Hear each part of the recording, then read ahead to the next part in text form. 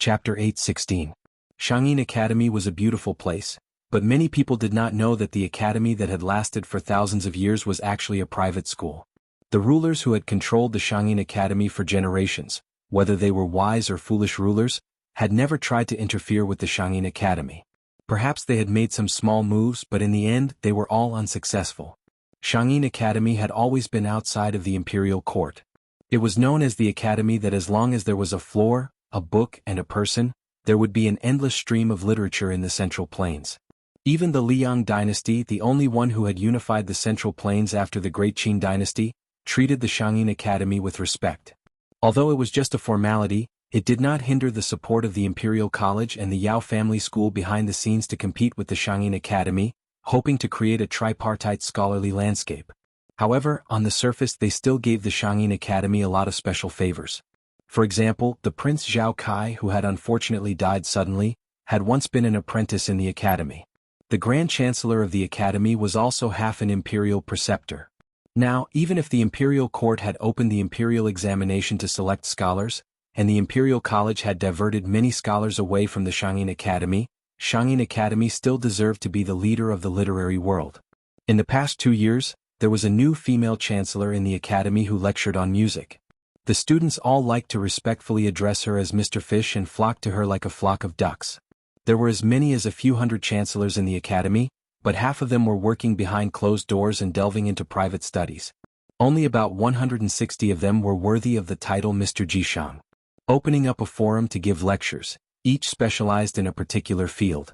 During this period of time, there were many Mr. Jishang lectures that were completely deserted. They were secretly ridiculed by the students of Jishang for being no more than 2 or 3 cats and dogs, playing the lute to a cow. She was good at music and she taught in simple terms. She was not a 2-legged bookshelf fishing for fame. It was rumored that her father was a pillar of the Xianxia Academy, and her mother was a female sword attendant who was highly praised by the late emperor of West Chu.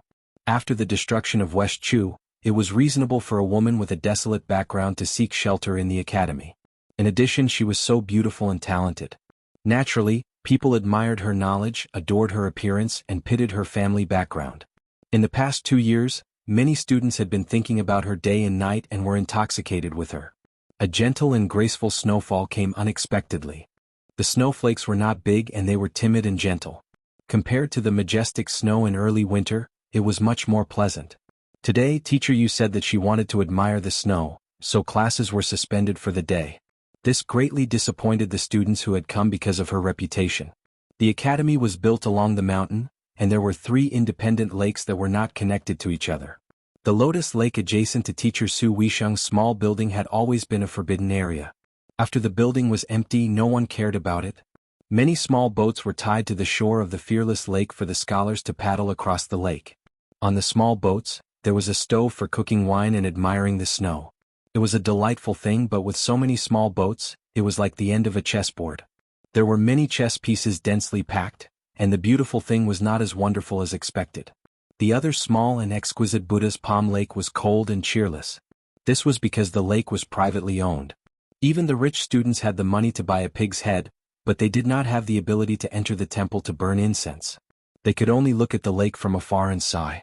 Within 100 feet of the shore of the Buddha's Palm Lake, unrelated people were not allowed to enter. At this moment, in the lakeside pavilion sat a beautiful woman holding a white cat. Her appearance was charming and enchanting, but her temperament was cold and distant, which made people want to conquer her even more. The woman was wrapped in a white fox fur coat that was worth thousands of gold pieces. The slightly bloated white cat was lazily nestled in the fox fur coat on her chest, yawning. It was very lovable. Inside and outside the pavilion, there were 7 or 8 young children playing around. They were all children of the Jishang teachers who had settled down and taught in the academy for many years. The owner of the Buddha's Palm Lake was lenient towards these naive children and never refused them to play by the lake. There were many speculations about this mysterious owner of the Buddha's Palm Lake. Some said that it was bought by the Southern Tang imperial family with a large sum of money, some said that it was the ancestral property of the Grand Preceptor of West Chu, Sun Shiji, and some even said that it was the private property of the descendants of the Great Qin dynasty. There were many different opinions. As for why the Buddha's Palm Lake was named so strangely, there were also many interesting theories. The woman in the white fox fur coat who was holding the cat looked cold and suddenly smiled sweetly. She saw a little girl with goat horns who seemed to have been hit in the face by a boy who had a strong hand during a snowball fight. In a fit of anger, she rushed forward and kicked the boy who was laughing complacently. The boy, who had grown up with her childhood sweetheart, was directly thrown to the ground. The girl with goat horns was still angry. Seeing him struggling to get up, she slapped him to the ground again. The boy was stunned for a moment, then sat on the ground and cried loudly. The girl stood with her hands on her hips and looked around aggressively. She had the aura of a heroine who was invincible and lonely. The woman in the pavilion looked blurred and smiled softly. So lonely. Outside the pavilion, there was a comfortable voice that could naturally make women feel warm and comfortable. Mr. Fish can also feel lonely? The woman rubbed the white cat's head and frowned. When she turned her head, her smile had already disappeared. She saw a handsome face that was not unfamiliar to her. Xianxia was a young man whose name was given by his father. He was from the old West Chu. His grandfather, Qi Duhai, was the favorite student of the national preceptor of West Chu, Sun Shiji. Xianxia's father almost wiped out Yuan Zuozong's entire army in the Battle of the Princess Tomb. Unfortunately, that battle was suspected to be an unfair victory. In the whole chess game, he still dragged down the general trend of West Chu. Later, in the Battle of the West Wall, this general died in battle. When his horse died, he dismounted from his horse and fought with it. He was stabbed dozens of times by Bailiang. In the Xianxia Academy, the orphans of West Chu were always superior. Xianxia had such a prominent and tragic family background, and he lived up to his family's teachings. When he was young, he was praised by Sun Shiji as a child prodigy. Everyone in the Xianxia Academy knew that he was determined to win Mr. Fish, who was also from West Chu. Most people were happy to see it happen. The woman in the fox fur coat smiled politely and did not say anything. Xianxia smiled and walked into the pavilion. He did not sit down but leaned against the pavilion pillar with a smile. He did not look at indecent things. He did not stop at the woman but looked up at the lake. In the eyes of ordinary girls, he was very unrestrained. There was an ancient tablet erected beside the Buddha's palm lake. It was the Xiaozhuan of the Great Qing dynasty. A white-haired young man who had sneaked into the Xianxia Academy squatted in front of the tablet. He reached out to wipe away the snow, revealing 10 mottled words. Buddha's palm, the 5 fingers are the 5 sacred mountains. Most of the children were lively. They could not stay still and immediately noticed the stranger. The heroine with the goat horn who had kicked and punched the boy ran over, followed by a few playmates who were waving flags and cheering for her. The white-haired young man in white just happened to stand up and stretch. They looked at each other and stared at each other. The little girl looked vigilant and asked fiercely, "Who are you? What right do you have to come to the Buddha's palm lake?" At the pavilion, Xianxia also saw this scene and shook his head helplessly. He felt that the slender stranger was really a rascal. He did not know what he said, but the little girl in front of him was so angry that she punched and kicked him. The man bent down and reached out to touch the head of the goat horn girl. Such a childish young man, even if his hair turned white, what could he do? In the end, the bastard's loud shouts made the cultured and elegant Xianxia so angry that smoke almost came out of his 7 orifices. "Yue, how did our child grow so big in the blink of an eye? This child asked me who I was and I said that I was her father. Then she hit me. How did you teach your child?" Chapter 8:17. If Xianxia was the kind of person who would destroy his manners in a fit of anger, then he wouldn't be able to enjoy such a high reputation in Xianxia Academy.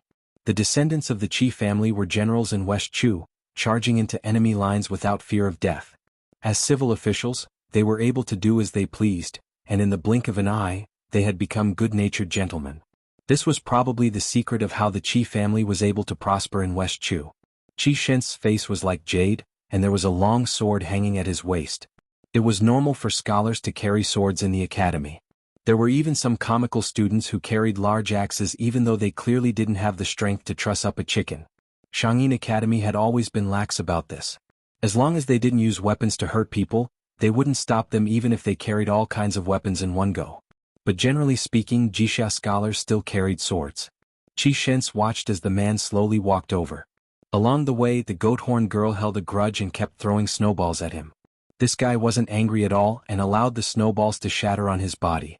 As he approached the pavilion, he reached out his hand to pat the snow off his body, shook his head, and scraped his boots against the edge of the steps, as if he was afraid that people wouldn't know that he was an ignorant and incompetent scoundrel. The goat horn girl was still nagging. The snow outside the pavilion was getting thicker, and she used all her strength to roll out a large snowball that she could hold with both hands. She wanted to give this detestable scoundrel a fatal blow, but because she ran too fast the snowball was too heavy, and the steps were slippery. She staggered and was about to fall on the steps. The white-haired young man, whose back was facing the girl, nimbly stretched out his leg and tiptoed on her forehead, stopping her from falling forward. The little girl felt embarrassed in front of her playmate, so she grabbed this guy's leg and bit down hard. He jumped and turned around, bent down and twisted her ear.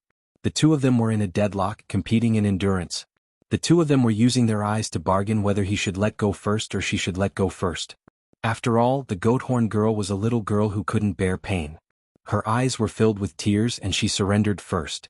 However, she was still pinched by this scoundrel who was only old but not virtuous. The little girl was heartbroken. She cried as if her innocence had been sullied by a flower thief. The naturally charming woman in fox fur put down the white cat and stood up to hug her, and only then did she feel a little better. Xianxia sighed in his heart. It was too ridiculous that he was jealous of this country bumpkin. However, he was still a little angry at this person's rude words. Xianxia asked calmly, "What are real man's words?" Unexpectedly, that bastard opened his mouth with a smile and hurled insults at him.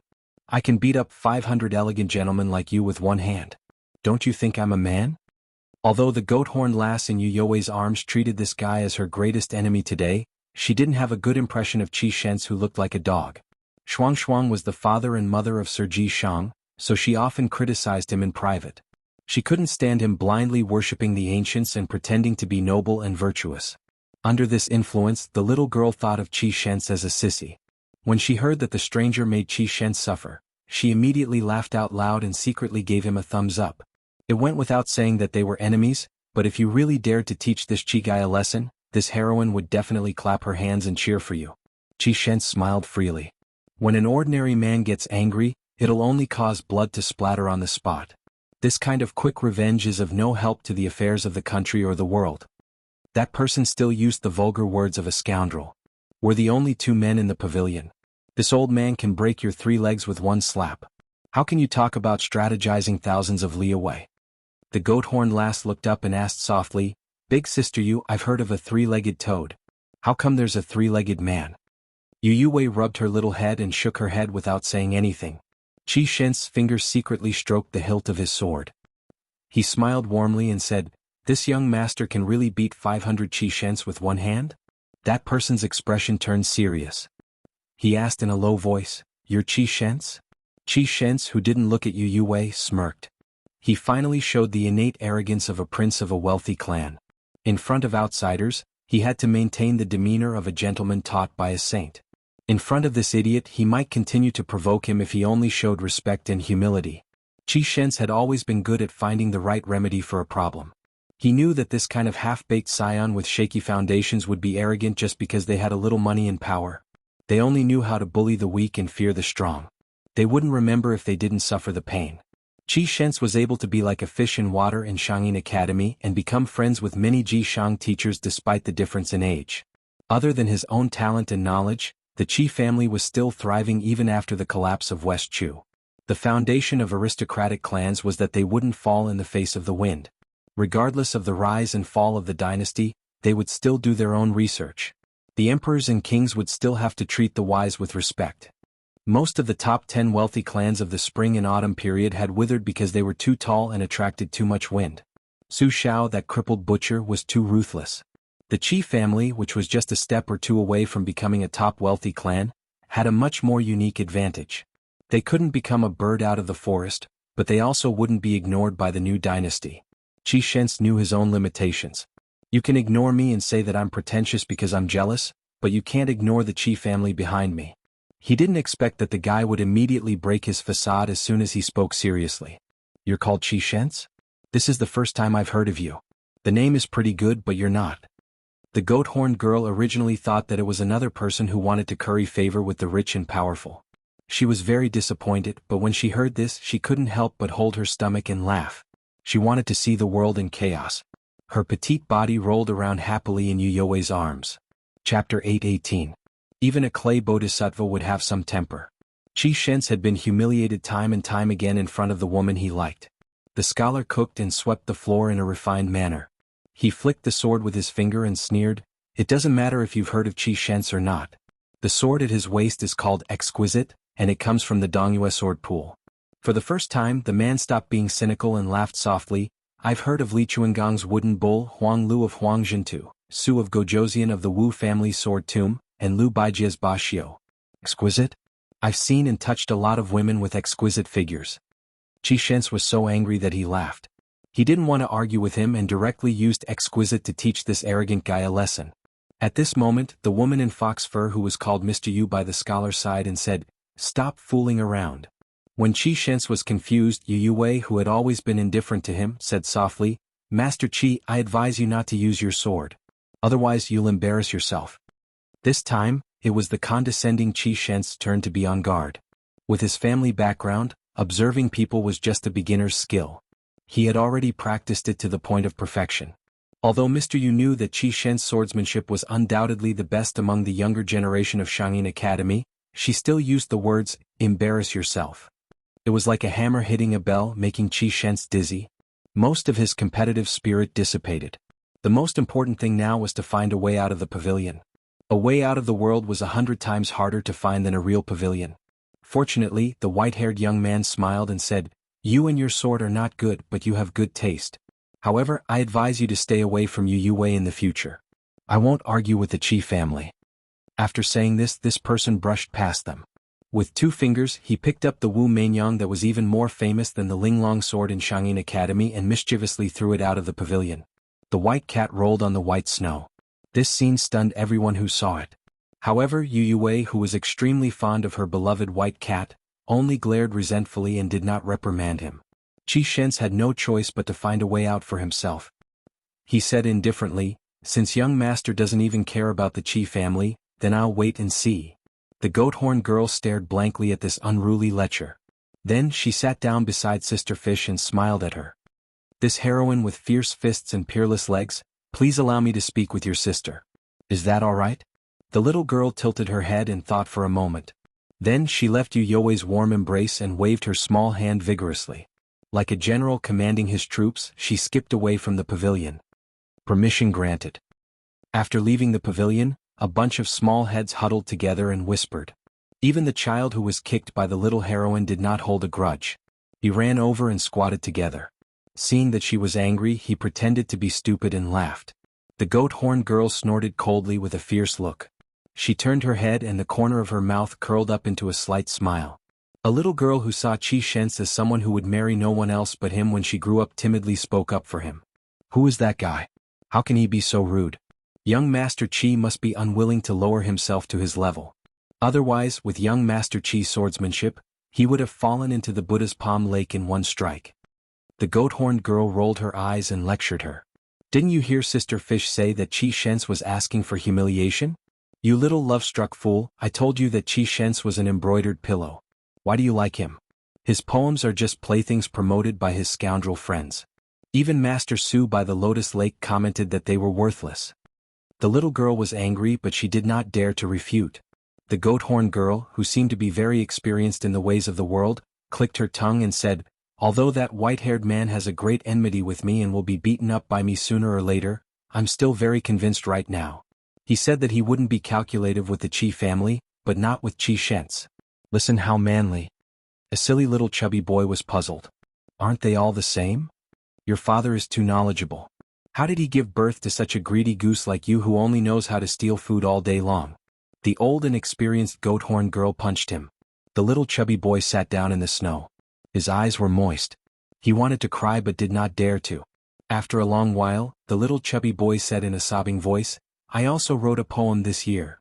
In the ancient Xianxia Academy, if these children of great scholars and writers could not write a few poems before the age of 10, they would be laughed at." The goat-horned girl curled her lips and said, "You don't know shit. How can that be called a poem?" The little chubby boy wiped his tears and ran home to complain to his parents. The goat-horned girl sneered. Look, he's the same as that Qi Shens. He can't win in a quarrel or a fight, so he likes to ask his elders for help." The other children looked at each other, speechless. In the pavilion, Yu Wei looked at him and did not say anything. They met again after parting at the Spring God Lake. Su Fengyan took out a piece of paper from his sleeve. His first sentence was extremely unpleasant. He handed it to Master Yu, who was a teacher at the Xianxia Academy. There's an old scholar called Lu Wenbao in the Xianxia Academy. He gave me some names. See if there are any familiar names. I don't really trust Lu Wenbao's comments. There are any, tell me. If they are close to the truth, then I'll use peaceful means before resorting to force. Regardless of whether they are a 1,000-mile horse or a 100-mile donkey, I'll send them to Beiliang first. However, since Lu Wenbao has appointed them as generals, I reckon that they are all people with some knowledge. They would be happy to go to Beiliang and get an official position. As for the Grand Chancellor, go and tell him. If he can't bring himself to do it, it's okay. I'll go look for him myself later. Yu Yue asked calmly, are you done? Su Fengyan nodded. She turned her head and said coldly, then His Royal Highness can leave. Su Fengyan was silent for the time it took for a stick of incense to burn. He said, okay, and walked out of the pavilion gently. The snow on his shoulders was white, but his hair was white. Chapter 8:19. There was a forest of merits and virtues in Xianxia Academy. Only Mr. Ji Shang could enter. Su Fengyan had studied the geography of the academy and was familiar with it. He thought that he would be stopped along the way, but when he entered the forest of monuments, it was lonely and only snow remained. His footsteps left a series of small pits in the snow, which were then covered by continuous snowflakes. Previously, he went to the small building by Lotus Lake where second sister stayed to study. He sat for a while and no one came to criticize him. Su Fengyan walked into the forest of monuments that recorded the merits of the ancestors. The monuments were of different sizes and most of the inscriptions were epitaphs. However, the graves were often not behind the monuments. The forest of monuments was like a different kind of history, quietly erected page by page in the back mountain of Xianxia Academy. Su Fengyan squatted down in front of an exceptionally small stone tablet and used his sleeve to wipe away the accumulated snow. The epitaph on the tablet had the charm of the great Qin dynasty. Su Fengyan looked up at the falling snow and picked a relatively majestic stone tablet to lean against. After an unknown amount of time, he opened his eyes and saw a petite figure in a straw raincoat staggering over. She held a bamboo basket covered in cotton in her arms and walked with great difficulty. When she passed by Su Fengyan, she was about to squat down when she seemed to have seen a pair of black eyes hanging in the air. She was so frightened that she fell on her butt. Su Fengyan stood up and shook off the accumulated snow on his body. With an apologetic expression, he reached out to pull the goat-horned girl up. He thought that the girl would walk straight over, but he didn't expect her to stop in front of the stone tablet, causing her to suffer a false alarm. The goat-horned girl patted her chest and glared at the mysterious white-haired enemy. After Su Fengyan asked, he found out that the girl's surname was Ouyang, and her ancestral home was Takaoka. The inscription on the tablet behind her was an elegy written by her father. Every time Su Weisheng read it, he would cry. Su Fengyan originally thought that the words were extraordinary, but after reading it, he realized that it was like a letter from home. It was trivial and trivial. Su Fengyan stood up and shook off the snow on his body. With an apologetic expression, he reached out to pull the goat-horned girl up. He thought that the girl would walk straight over, but he didn't expect her to stop in front of the stone tablet, causing her to suffer a false alarm. The goat-horned girl patted her chest and glared at her white-haired enemy who appeared and disappeared like a ghost. After Su Fengyan asked, he found out that the girl's surname was Ouyang, and her ancestral home was Takaoka. The inscription on the tablet behind her was an elegy written by her father. Every time Su Weisheng read it, he would cry. Su Fengyan thought that the words were extraordinary, but after reading it, he realized that it was like a letter from home. Now that he was 20 years old, he encountered an unforeseen event. Now that he was helping the little girl wipe away the snow, he turned back to read the elegy. He actually pursed his lips, not daring to let the little girl see his face. She was still in her innocent years.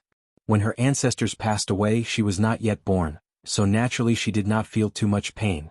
Growing up in the school, she was carefree. After she put down the basket, she started to mutter to herself. Su Fengyan then realized that today was her grandfather's death anniversary. This place was indeed a tomb. However, her parents had left for a long journey and had asked her to visit the tomb today. Unfortunately, an unexpected snowfall caused the little girl to suffer greatly. Along the way, she had cursed God countless times. It was not easy for the little girl to find someone who could talk. She spoke softly to the tombstone. Mr. Su, whom I admire the most, once said that my father's elegy was written from the bottom of his heart. Not a single word was deliberately added to the tomb. It was the best elegy. I don't really understand these things. I only feel that my father's elegy was simple and tranquil, just like when he was teaching. He could not speak of great principles. After so many years in the school, he did not teach many good students. If it were not for Master Su's good words for him, the family would not have been able to eat for a few years. The box that my mother used to store her dowry was getting emptier. When I was young, I could still secretly wear a lot of jade hairpins in my hair when my parents were not around. Now I can't. Su Fengyan laughed softly. You are still a child now. The goat-horned girl with the surname Ouyang rolled her eyes. Sometimes you have a poisonous mouth as if you have eaten a green snake, centipede, or scorpion. You can make our first young master of the Qi family so angry, but you are also not good with words. How can you talk to a girl like that? I think you must have not gained anything from Sister Yu, right? The squatting Su Fengyan put his hands in his sleeves and crossed them in front of his chest. He smiled and said, I ate a green snake, centipede, and you ate a crow? The little girl was smart. She raised her fist and pretended to be fierce. You are the one who has a crow's mouth. Su Fengyan smiled and squinted his eyes. At this moment, his eyes seemed to be narrow and intelligent. His handsome face was filled with warmth. It was hard to imagine that this was the #1 playboy in Bailiang who was feminine and full of ruthlessness. The best way to train one's eyesight was to train one's Taoism skills. When other people were racking their brains to jump into the vat of officialdom, Su Fengyan had already seen all kinds of strange and variegated shows in the vat. Although the goat-horned girl beside him acted like a heroine, like the king of children, her clothes were thin. At this moment, the overly loose straw raincoat she was wearing was even more tattered. Her family background was obviously not as good as her peers by the Buddha's Palm Lake. In another 5 or 6 years, the children would know the power of the soft knives in the world. Perhaps they would be bullied by their childhood playmates instead. Although the Xianxia Academy had been a holy land for learning since ancient times, there were bound to be disputes when there were hundreds of schools of thought contending. For example, during the chaos of the spring and autumn period, the military school was at its peak. Even those who were just there to make up the numbers were snatched away by the spring and autumn period countries as heroes who could turn the tide. However, at that time, there was a wave of blind looting, and the countries really did pick up the scraps a few times. Now that the world was settled, the scene of scholars saving the country was no longer as grand as it used to be. Most of the scholars of Jishang and Jixia were dormant.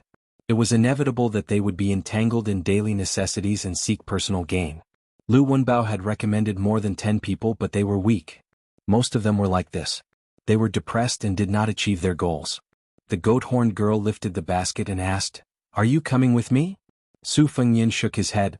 I'm about to leave the academy. She frowned her delicate eyebrows that already had a pair of embryonic willow leaves. She lowered her head and looked at the bamboo basket. Poor children had to take care of the household early. The food in the basket should not be wasted. However, she had a small appetite. Although it was not easy to get sick in winter, after all, the food was warm and would spoil the taste. Of course, the main reason was that she felt that it was really boring to walk back 1 or 2 miles by herself. It was better to have someone to talk to on the way back than to be alone in the cold. Su Fengyan smiled. If you don't mind me freeloading, I'll go with you. The goat-horned girl gracefully snapped her fingers and said the same witty catchphrase, approved. Chapter 820. Returning home in the wind and snow, the goat-horned girl was wearing a pair of fine brocade boots. However, as she had not changed them for many years, the satin fabric was so worn that it could not withstand the wind and rain. Walking from her home to the Dowd forest, she was nearly soaked in them. The young lady was vexed that she had been in a hurry to cook and had forgotten to change her shoes when she left the house. She was both distressed and remorseful. However, thinking that the new year was approaching and that her mother had promised to buy her a new pair of shoes in the first month of the lunar year, she was somewhat expectant. Su Fengyan took the bamboo basket and had her walk behind him. Having unexpectedly found a living person in the forest of steels, the little girl was in high spirits. She didn't have the taboo of speaking too much with a shallow acquaintance. Apart from introducing herself, she also talked about some old stories. She said that her grandfather was a great literary hero of the old northern Han who was untainted by the wind and had written splendid essays. However, on the eve of the country's destruction, he spoke a few words of fairness to a great general surnamed Su in the imperial court. As a result, he was removed from his position and almost had his head chopped off.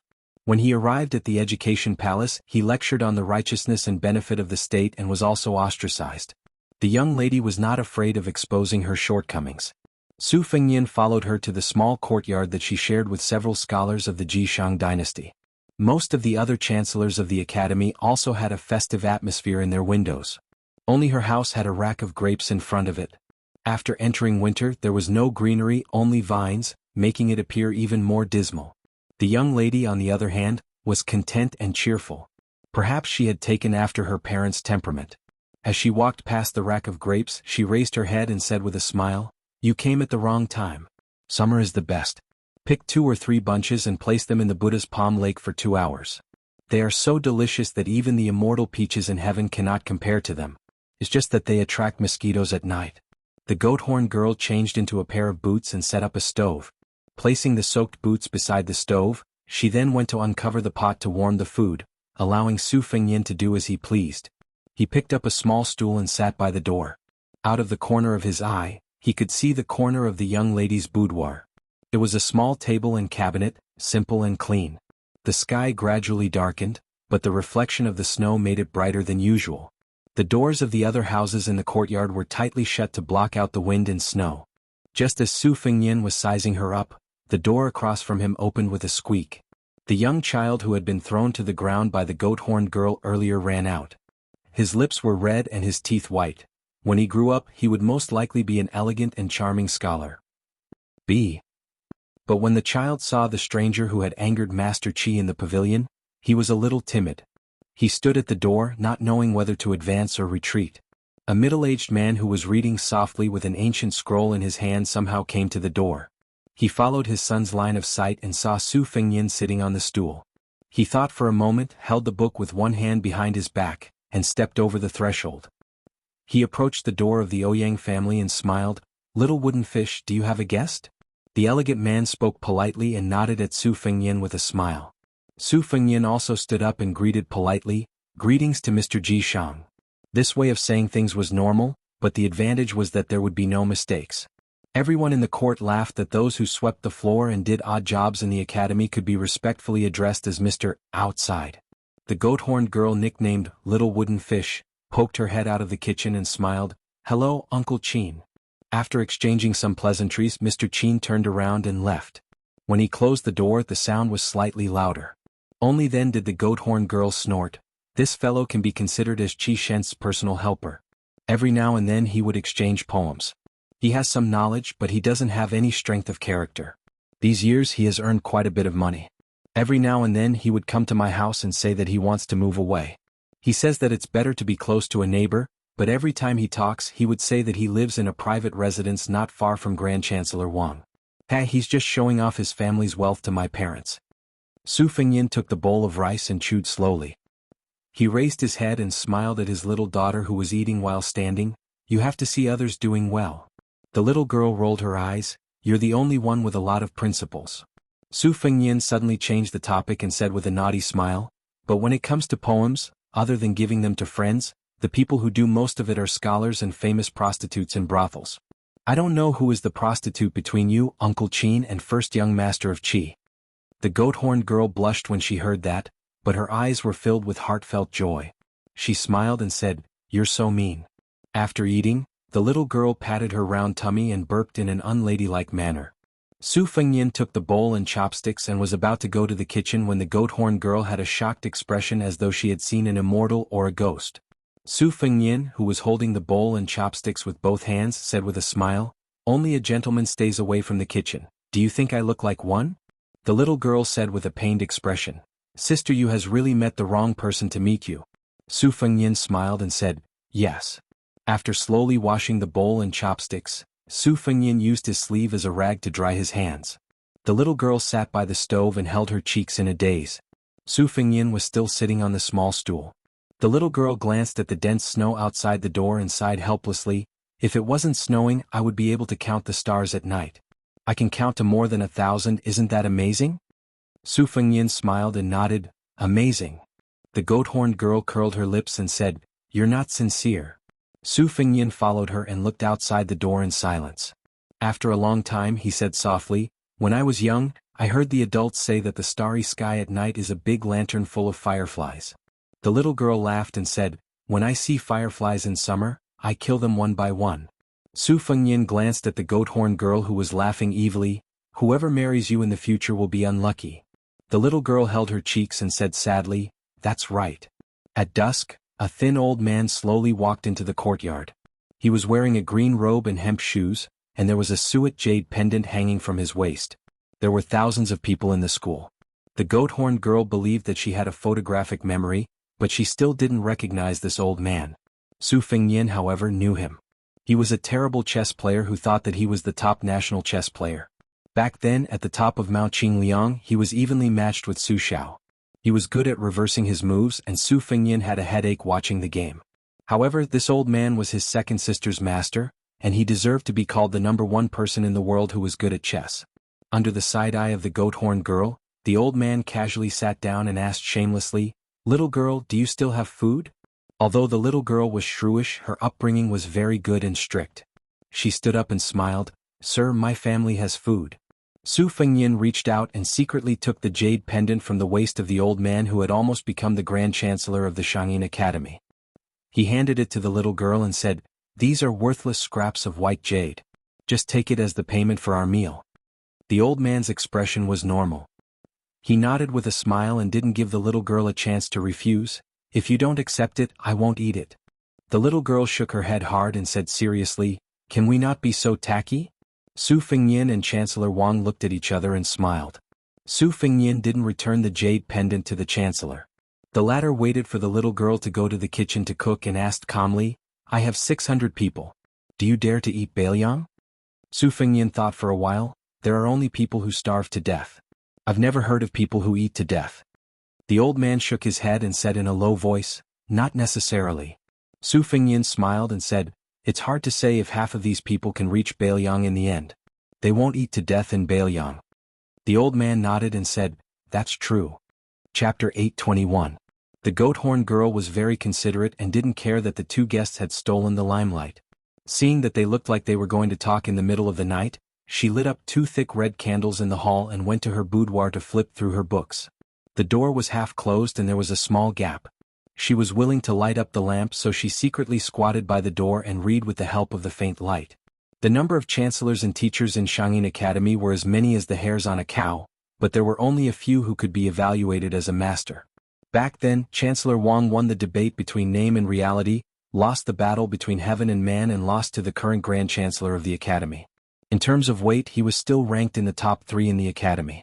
In terms of the talent of eloquence, no one could beat him.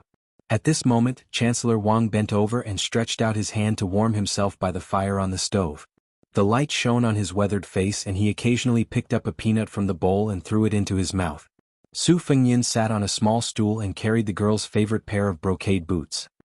He controlled the fire and roasted them slowly at a height away from the burning charcoal in the stove. In this way, no matter how prestigious their identities were, both of them had a rustic vibe and didn't look like clay bodhisattvas who were worshipped high above. The two of them didn't speak hastily even though the situation was urgent and could be said to be urgent. After all, the affairs of the world couldn't be discussed with one's hands and couldn't be regretted. Chancellor Wang was serious this time and his mood wasn't relaxed. Scholars only talked on paper and often had high standards but little ability. Chancellor Wang spent his whole life studying the art of maneuvering, but no matter how good the plan was, it still had to be done by people. Once a piece was placed on the chessboard, it couldn't be changed again. However, how could a living person be so simple? Who would be willing to be a puppet or a pawn to cross the river? This was also the root of Chancellor Wang's carelessness in playing chess. The chessboard and chess pieces were all dead objects. Otherwise, if he were to choose a talented person to govern the country, he could just casually pick a few famous national players. When the little girl who was hiding behind the door to read her book was flipping through the pages, she glanced at the white-haired man outside the door. She definitely couldn't hate him, but if she were to say that she liked him at the first awakening of love, she wouldn't. Firstly, she was still young, and secondly, in the matters between men and women, it wasn't as if the other person was good enough for her to like him. Love didn't start and end. Who could say for sure what fate was? The goat-horn girl was influenced by her family of scholars and felt that she would still find a scholar like her father in the future. The warm and handsome guy in the hall outside the house was good, but unfortunately, he wasn't her cup of tea. The little girl didn't have any intention of eavesdropping, so she withdrew her thin thoughts and subconsciously dipped her finger in her saliva. She gently flipped through the book and put it in her mouth before smacking it. Her mouth was filled with the fragrance of ink and she laughed to herself. Her parents always said that this habit of hers wasn't good, that it wasn't easy to collect books and that it was detestable to destroy books. However, how could this little girl care about these things? She wouldn't change even after repeated admonishment. In the hall, Chancellor Wang finally opened his mouth slowly. Don't think about victory, think about defeat first. Let's talk about the worst. Among the 600 people, the teachers and scholars are roughly divided into 2 and 8. Among them, a small half of the scholars from Jixia have been sent by me to study and lecture in Old Shu, Jizhou, Xiangfan and other places using various excuses. Half of the teachers from Jixia have opened private academies within 800 miles of Beiyang or have attached themselves to the local dignitaries. It's relatively easy for these people to enter Beiyang, but we can't rule out the possibility that the imperial court is secretly watching them. Once there's any movement, the imperial court will kill them and eliminate them. If these people are like this, don't even talk about those who are studying in the palace. The relationship between the Su and Zhao families has been exhausted. With such a large-scale migration, not to mention the difficulties of the prefectures and counties along the way, even Zhugo might be mobilized. This bunch of teachers and scholars who are not much better than delicate girls can't withstand a few trampling of iron hooves. To put it bluntly, a slightly elite Liang soldier can pick out a stick of candied haw with a thrust of his spear. Your Highness said that less than half of them have arrived in Beiyang. It's not an exaggeration to scare people. Su Fengnian smiled and said, we'll deal with whatever comes our way. The Liang cavalry and Zhugo, who are experts in assassination, are used to eating meat, but are our Beiyang secret agents vegetarians? When we were eating meat with big bowls back then, weren't they still eagerly waiting to drink soup on the side? My Shifu once specifically left a brocade pouch for us to deal with this matter, and now we've already begun to launch countermeasures. The geographical advantage is in Liang, but the weather, people and peace are two different things. Although we can't say that it's all in Beiyang, it's still a bit better than the difficult situation of the past few years. First of all, when Beiyang dispatched troops to raid several towns on the border of Beimang, Second Sister even led troops to kill all the way to the capital of the southern dynasties, making Beimang exhausted from dealing with them. Then there was the devil Luo Yang who spent a year brazenly going south last year, luring and killing countless iron cavalry and elite troops. Beiyang raised a large number of Jianghu dogs. In the past, they were used to guard against the infiltration of Beimang's Jianghu forces to the south, for fear that this group of desperados would not kill the heavily guarded powerful officials and meritorious deeds. They specifically selected the soft persimmons who were only at the threshold of the ranked class to assassinate them. Now they could be transferred to Liang's borders. If Beimang dared to loot a burning house and tried to form a tacit understanding with the Zhao family, then they would let Su Xiao fight again. Coincidentally, the newly appointed Protector General of Beiyang, Chu Lushan, and the cavalry commander Yuan Zuozong were both worrying about how to deal with the new officials. If Beimang were to be implicated, even Zhong Hongwu and Yan Wenwan would be happy to see it happen. Moreover, Zhugo of Liang had ruthlessly killed a number of the top spies in Zhugo when Chao Changqing was welcoming the princess. Now it had not recovered its strength. Beiyang's death warriors were not good at fighting in battle formations, but they were still good at this kind of covert operations. If they were to fight Zhugo, they would barely not be at a disadvantage. Also, those elite death warriors who spent too much energy and effort to protect me can also be sent to coordinate with the military spies that Beiyang has long since established. Don't forget, the Beiyang cavalry is the best in the world mainly because of the scouts. If the Zhao family and the imperial court fall out with each other and do not hesitate to send more than 1,000 soldiers, then they can't blame them for kicking an iron plate. The old man sighed. When the time comes, this chessboard will be a scene of intersecting fangs. The old man withdrew his hands that were burned by the stove fire and rubbed his thin cheeks. Maybe there will be blood everywhere. Chapter 822. Su Fengnian said calmly, you can't ask for a horse carriage but not feed the horse. There's no such good thing in the world. My Su family doesn't rebel or usurp the throne. We guard the northwest gate for your Zhao family. Ordinary people raise a dog to guard their house and still know how to give food. Zhao family, on the other hand, thinks all day long about this dog whose only weakness is that it doesn't know how to wag its tail and beg for mercy. They quickly starve its fur and bones and then find a good time to stew a pot of dog meat and eat to their heart's content. Even a cornered dog knows how to jump over a wall, let alone the Beiyang cavalry that rolled out of blood. Su Fengnian suddenly smiled and put down the girl's old boots that he had already roasted. He used an iron tongs to poke at the charcoal fire. However, if I were the son of Zhao or the crown prince, I would also be on tenterhooks towards the Su family. How can I allow others to snore beside my bed? It's just that understanding is one thing, but if you want me to accept it, it's absolutely impossible. The old man smiled knowingly and no longer called Su Fengnian Your Highness. He became more intimate. You brat, your words are quite reasonable but your actions are skewed. Su Fengnian smiled bitterly. It's not easy to be the head of the household. Children who make noise get candy. If you don't make a scene and roll around a few times, how can other people take you seriously? Chancellor Wang chuckled. Then how can it be even better? Su Fengnian followed suit and his eyebrows became more relaxed.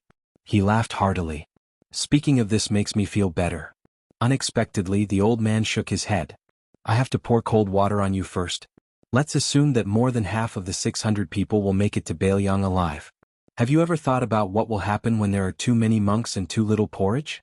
All the scholars in the world are watching how Bailiang will settle these people down. Bailiang's land is narrow and barren. Although there are many official hats, they can't be given away casually. If you give away too many, the official hats won't be worth anything. After you've settled down, no one will be willing to continue working hard for you. Besides, the local forces in Bailiang had their roots intertwined, and most of them were military families that emerged from the Spring and Autumn War. When a dispute arose, who would they side with? Blindly favoring someone was destined to be inhumane. Those who were favored grew more and more greedy, while those who were neglected grew jealous and resentful. The most difficult part about this was that it wasn't just the blood-stained military affairs that were annoying, it was also the trivial family affairs that were disgusting. I know that after you took over Qinjibao, you began to deliberately change the image of a foppish young master in Bailiang. Especially that group of veteran soldiers who have been through hundreds of battles changed their opinion of you. Was not easy. Aren't you afraid that this time, when you set up your own school and enter Bailiang, your efforts will be in vain? Scolding you for being an embroidered pillow who squanders money? Su Fengnian smiled and said, as a married woman, the happiest thing in life is not only being able to see eye to eye with your husband, but also two things that are extremely important. The father-in-law is impartial, and the mother-in-law is considerate. Bailiang is thirsty for talented people, but there are many fine horses but there aren't many Bolu. Without the hundreds of people from Shangyin School, didn't the Su family gain a firm foothold in Bailiang? Didn't they beat Beimang until Beimang couldn't raise its head? As for the local tyrants of Bailiang, there are many things that Su Xiao can't do. I don't mind being the bad guy at all. You have a good relationship with Su Xiao, and you rely on this relationship to take advantage of the common people in Bailiang. But you don't have that kind of relationship with me, Su Fengnian. Su Fengnian didn't rely on them to get to where he is today. I'm not biased towards anyone. I'm just trying to reason with the local tyrant and the river dragon. Outside of northern Liang, I might not be able to reason with you. But in northern Liang, if you don't reason with me, I'll make sure you suffer the consequences of your actions. If you're a local tyrant, then you can rely on your military exploits to become rich field showing or control the military affairs of various provinces and counties. It doesn't matter, these are all things you deserve. However, your table manners are too bad, and you've damaged the foundation of the Su family's wall. A hoe here and a hammer there dug dog holes, causing a perfectly sturdy wall to leak air from all sides. Don't blame me for using your corpses to fill the holes. If you are a local tyrant, as long as you don't pretend to be virtuous and do things honestly, you will have an official's hat, gold and silver, and you won't lack women. Bailiang's narrow territory also has its advantages, and that is, everywhere you go is under the Su family's nose. Everything you do can be seen. What the Su family does is nothing more than the word justice. As for the earnest advice, I'm afraid I'll have to trouble you, old teacher. I think you will also be cursed behind your back. Chancellor Wang nodded and said, with justice and a woman's heart, this bunch of pitiful newlyweds who have lost their maternal families. As long as they are diligent and thrifty, they won't have to worry about not being able to make a name for themselves. There will definitely be bumps and bruises, but at least they won't be so miserable that they have to hang themselves and jump into a well. That's enough. They aren't delicate young ladies from influential families. As long as they have good in-laws who put themselves in their shoes, they will be able to endure hardships. Su Fengnian smiled and joked, the first time I saw old teacher playing against Su Xiao at the top of Mount Qingliang, your words were refined. It's probably because you are interacting with a vulgar person like me that your words are also vulgar. Old teacher shook his head and said self-deprecatingly, this is called choosing the right medicine for the illness depending on the person. Interacting with the king of Bailiang, the #1 boorish man in Liang, if I deliberately try to worm my way into being friends with him, I will have to deliberately put my arm around his shoulder and drink a lot of wine and eat a lot of meat. Wouldn't that make things difficult for this old man? Besides, the reason why the art of vertical and horizontal is also called the art of long and short is nothing more than using one's strong points against the enemy's weak points. Speaking of which, I would like to be bold enough to test His Royal Highness. What are the strengths and weaknesses of Bailiang and Liang? Su Fengnian said helplessly, Old teacher, you will have to ask Su Beiji or Qin Shiliang about this. I'm not willing to expose my own weak points. Does this count as grasping the surface of the art of long and short? Chancellor Wang gave a soft hum. Su Fengnian asked softly, this young lady's surname is Ouyang. Her grandfather's surname is Ouyang. He is from Takaoka. Has old teacher heard of him? Chancellor Wang said calmly, the young lady's father is half a student of mine. He doesn't think highly of Bailiang, so he won't follow her to Bailiang. Su Fengnian nodded. That was good too. Xianxia Academy had suffered such a big change. In order to calm the people down, the academy and the imperial court would definitely have a better life in the future with the knowledge of the goat-horned girl's father.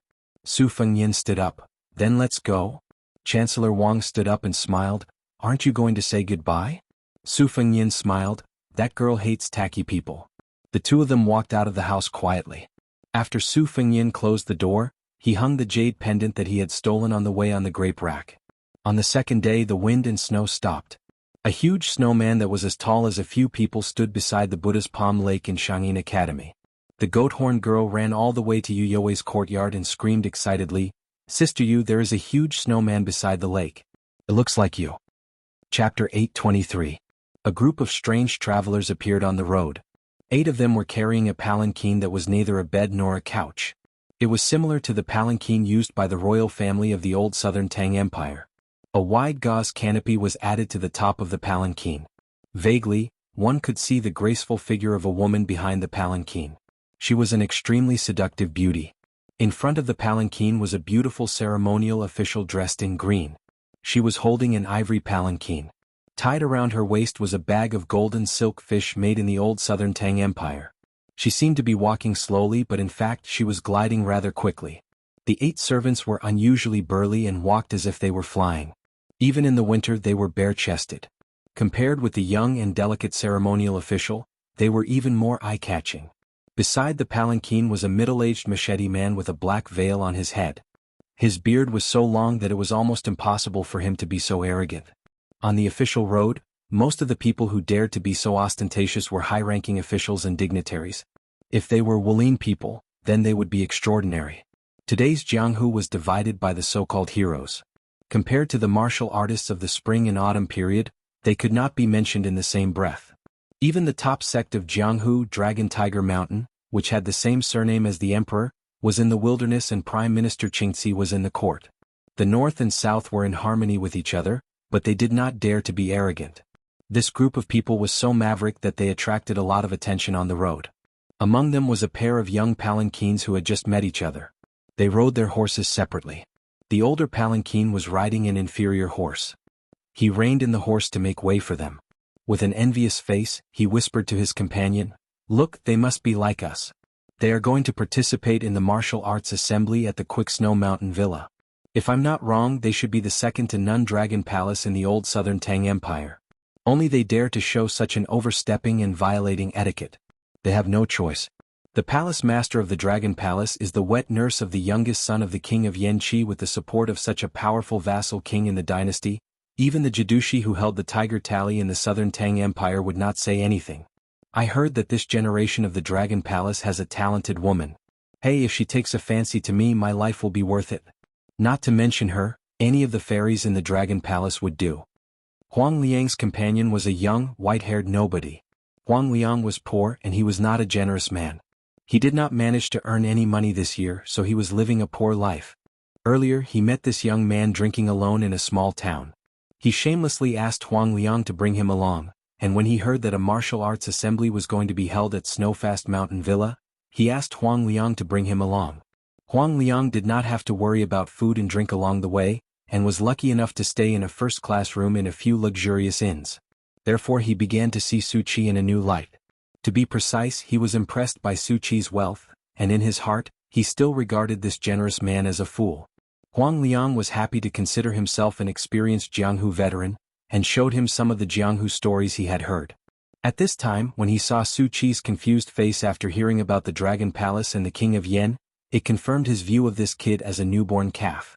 He took off the wine bag that Su Qi bought with money from his waist, raised his head and took a big gulp.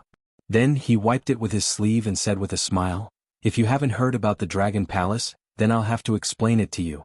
In the Jianghu world of Liang, not to mention the Dragon Tiger Mountain, the Wu family, the Sword Tomb and the two Zen temples which came out of the secular world at will, are too far away from Jianghu. The real first-class schools that can be called the peak of Jianghu are the Sword Pool of Dongyue, the Bull Gang of the Xinyuan family, the Wild Goose Castle on the border of Jizhou, the Spring Invitation Cottage in western Shu, and then the Dragon Palace and the Quick Snow Mountain Villa. As for the third-class schools and gangs, most of them are influential figures in a province. It's not very nice to say that they are third class, but they can't be underestimated. Generally they have one or two grandmasters as their stabilizing force.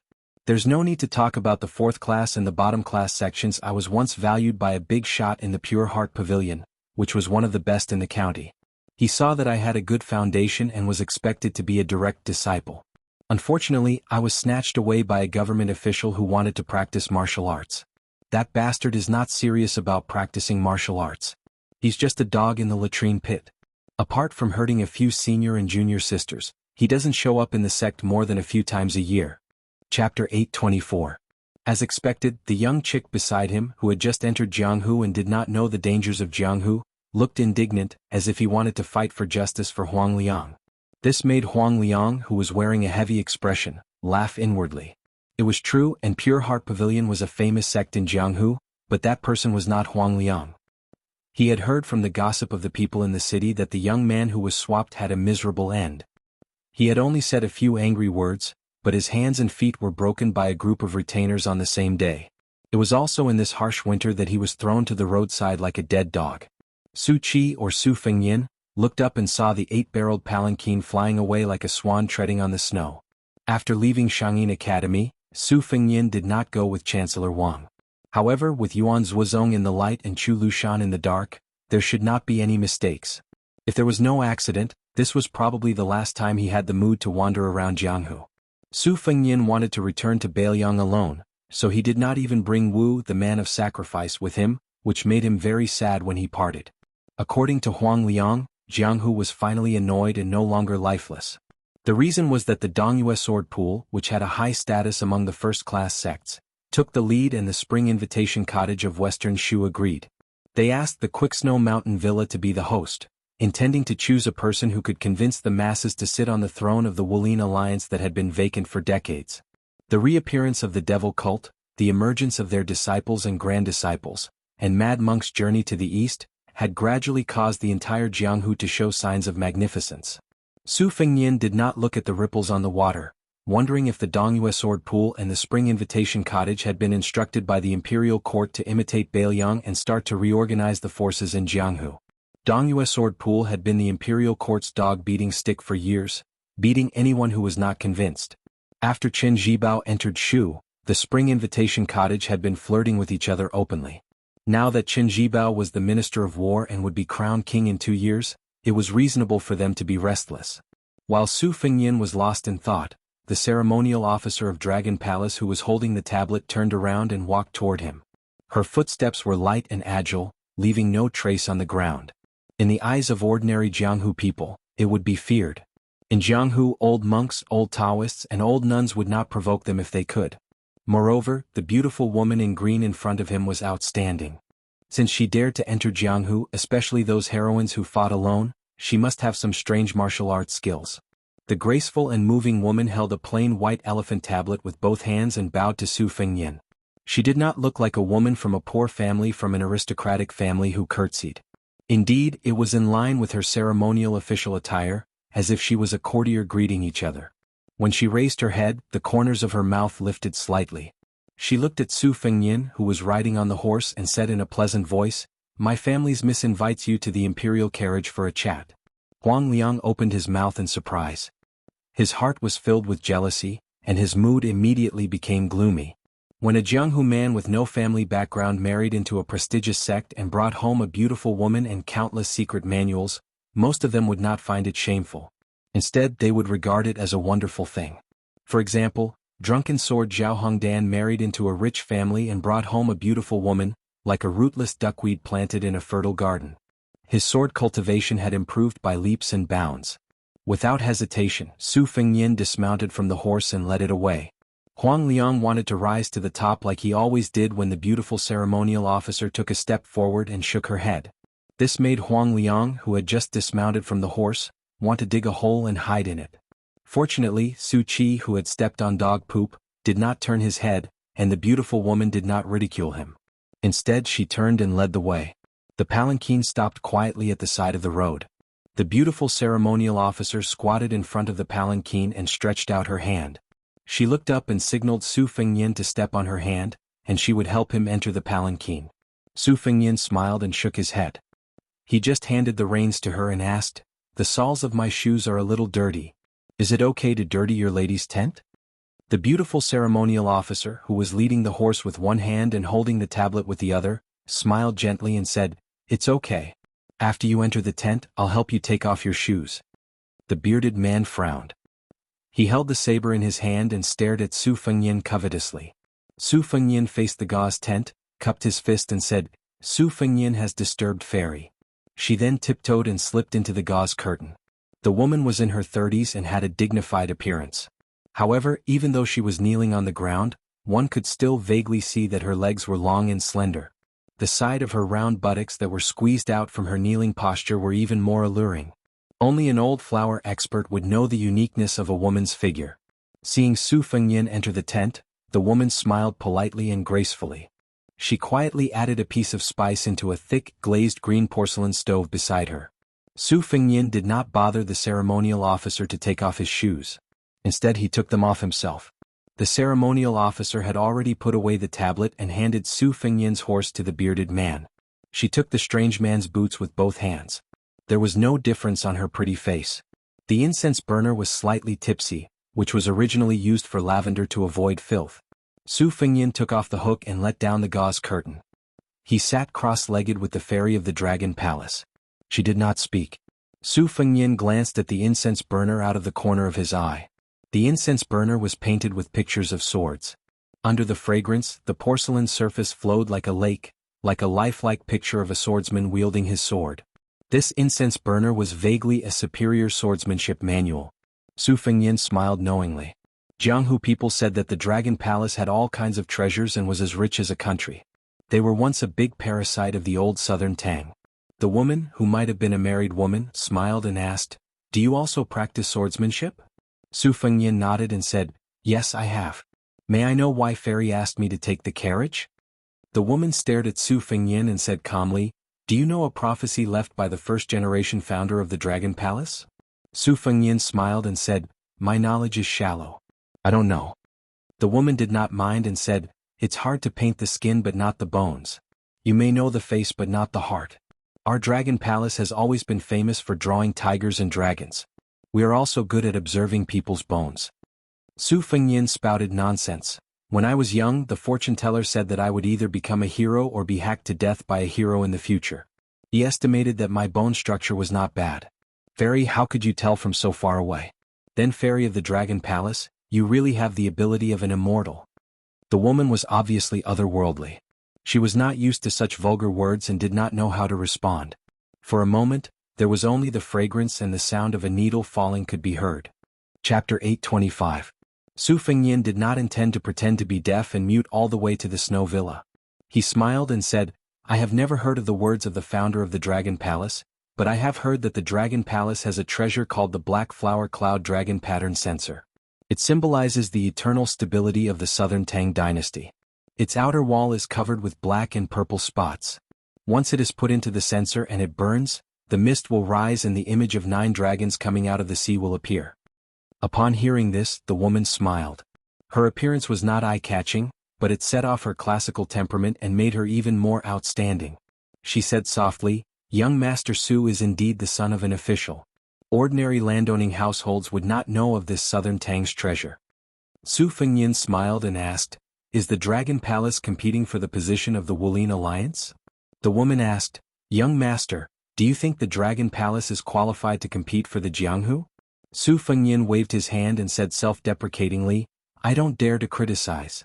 The woman was bending down to pick up the censer with copper chopsticks. She paused and glanced at Su Fengnian. After putting it into the censer, she seemed to have nothing to say. When Su Fengyin staggered and fell to the ground, she, who had been quietly holding her breath, waved her hand slightly to disperse some of the fragrance. She changed from kneeling to squatting. Her 2 fingers stopped at the tip of Su Fengyin's nose. She said to herself, "You even know that the black flower censer secretly came from the southern Tang Imperial Palace to the Dragon Palace. How can you not know that our sect is good at making human skin puppets with suitable bone structure? You should know that one of the 4 grandmasters, Fu Jianghongjia, was born in the Dragon Palace." The woman stared at Su Fengyin's face and sneered, "You are really calm." While speaking, her 2 fingers were like the tip of a sword and her fingertips were like the tip of a sword. She fiercely poked Su Fengyin's eyes. Her fingertips were not too far away from his eyelids, but the man still did not move. The woman said, "Did he really faint?" The woman who did not retract her fingers had a flash of ruthlessness in her eyes. Just as her killing intent was flowing, Su Fengyin was still lying, but one hand held the woman's fingers and the other hand was strangling her neck. The woman was stunned. The first 2 probing was just a pretense. The 3rd time was the real killing intent. For the Dragon Palace, a good skin was priceless. No matter whether the man on the ground fainted or not, it did not stop her killing intent. The cat and mouse play. The cat and mouse.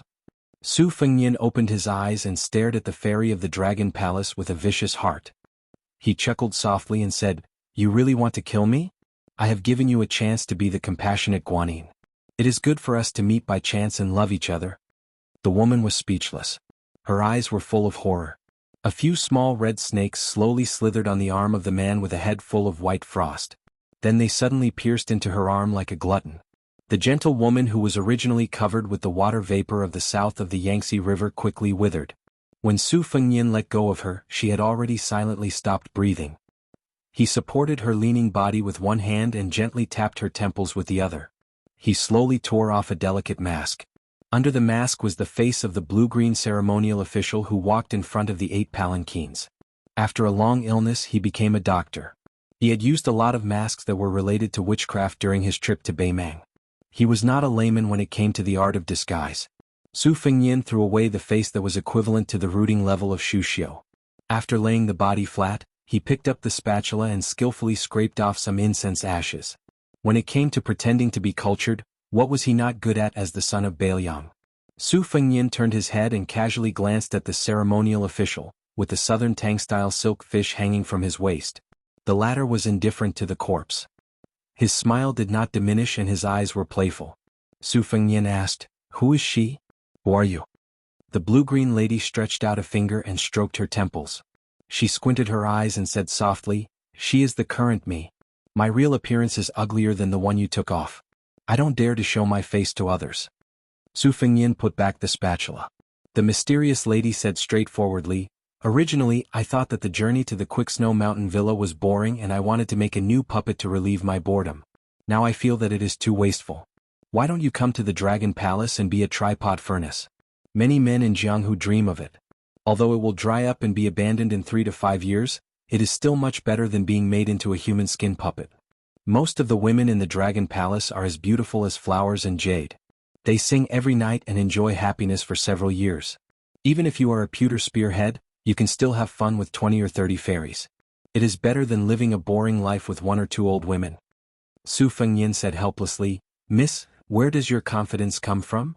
The lady tilted her head and asked, "Are you the emperor of Liang's family?" Su Fengyin shook his head.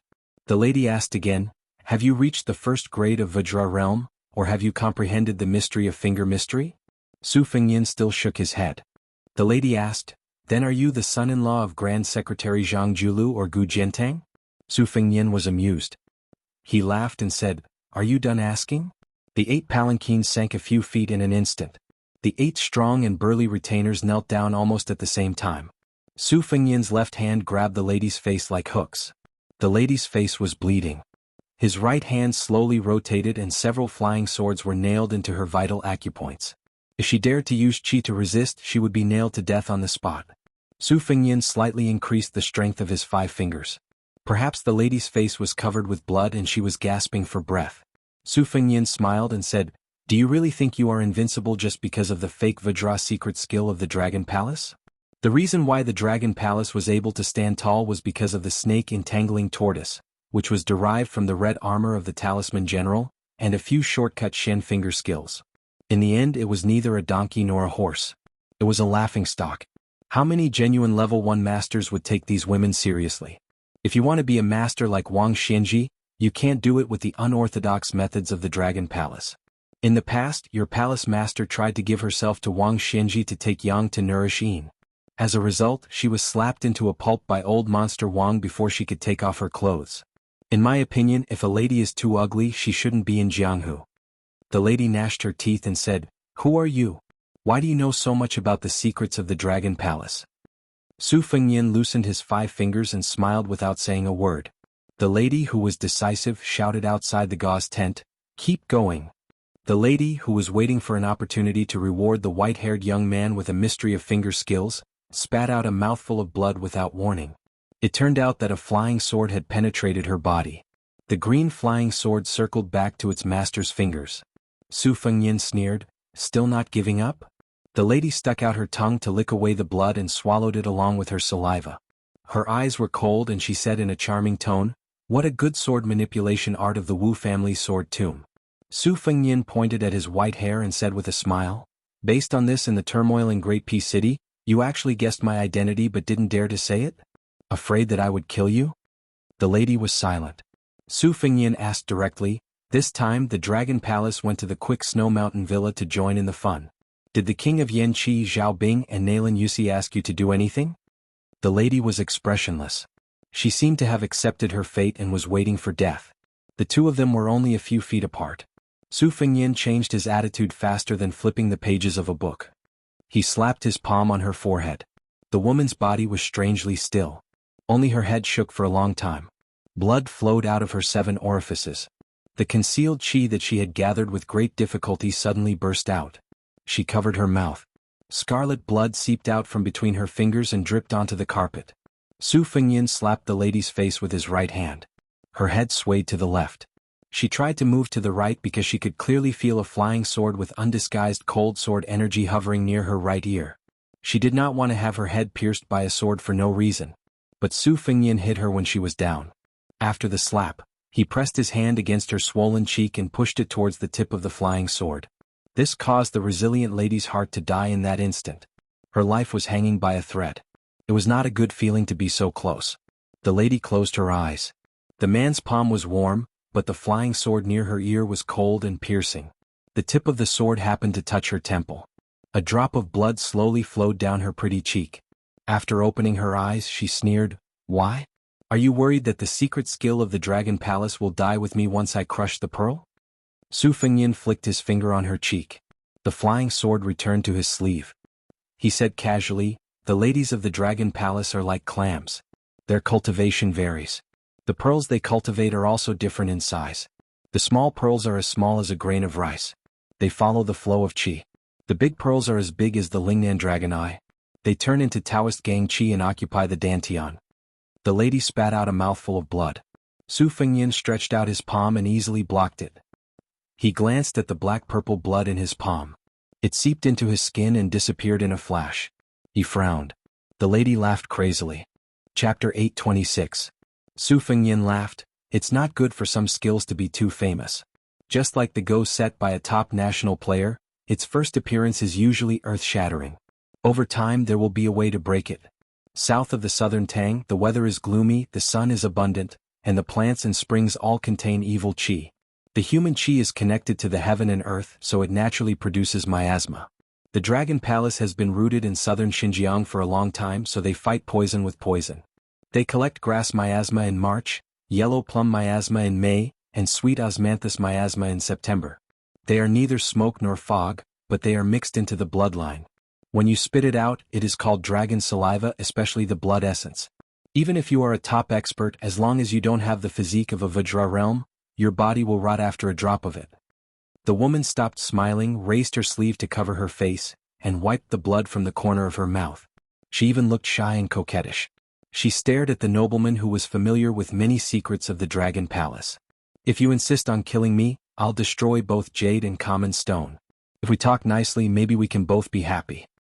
Su Fengyan raised his palm, and the dragon saliva was forced out of his palm. The woman didn't panic and fell into deep thought. Su Fengyan sat near the incense burner and sighed, "You really have an exquisite mind.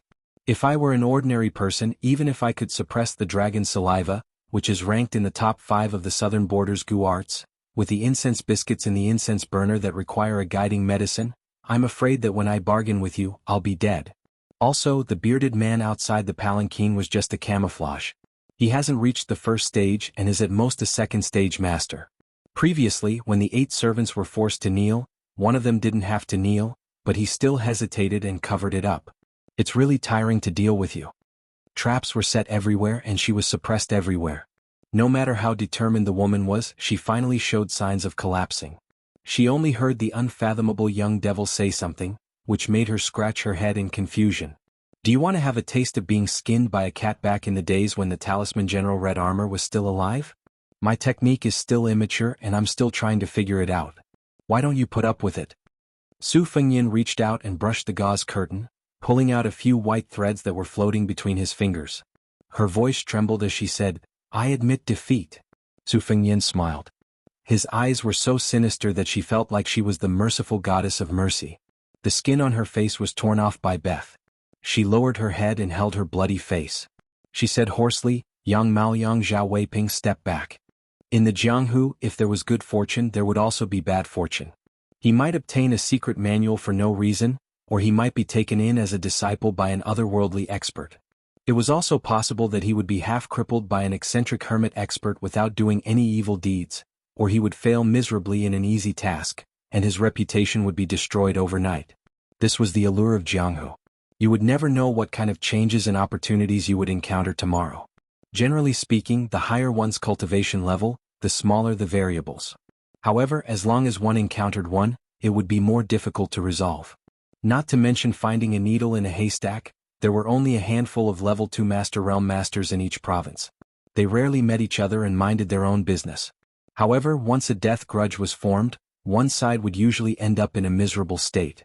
Su Fengyan stretched out a white thread and looked down. He didn't look at the woman who didn't have any arrogance at all. He said calmly, "I hope you can tell me everything you know." As they approached the Snow Mountain Villa, the 8 palanquins turned into the private road of the villa from the official road. The road became wider and the snow was mostly cleared. One could see that the road stretched on. Close to 100 boys and girls with delicate features held brooms with silk handles.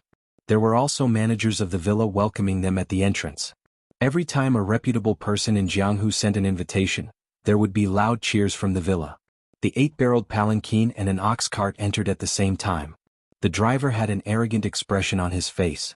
He was obviously a child who had just entered the school to learn how to read and write, but he carried a long sword with a dense sword aura on his back. Behind him sat an old Confucian scholar in plain clothes. He had the air of an immortal, and in his hand was an elegant and refined item that famous scholars would carry when they talked about it. Ordinary people would look at him with respect, and he really had an otherworldly temperament. Along the way, many Jianghu people who entered the private path of the villa hurriedly made way for him. As for some famous heroes who had the courage to approach and greet him, the old Confucian scholar sitting in the ox cart kept his eyes closed and did not pay any attention to them. The Jianghu heroes who had hot faces but cold butts did not have the slightest dissatisfaction with this, and only felt that it was natural. The Snow Mountain Villa took the initiative to take on a heavy responsibility this time and spent money to organize this Jianghu event. In the end, they still had to look at the faces of the other 2 families. One was the Dongyue sword pool, which was strong enough to compete with the sword tomb of the Wu family for the title of the World Sword Forest. The other was the remote Shishu Spring Invitation Cottage. The former had sent Li Yibai, who was expected to be the next leader of the sword pool, and 18 sword servants. There were only 2 of them, but they were undoubtedly more important. The old Confucian scholar holding the tail of the bamboo stick was the current master of the Spring Invitation Cottage, Xianxia. His cultivation was unfathomable, and he had never fought with anyone in his life. However, it was said that the Confucian scholar who could exchange swordsmanship with the Sword Emperor of Shishu was only capable of condemning people in speech and writing. There was an uproar on the road.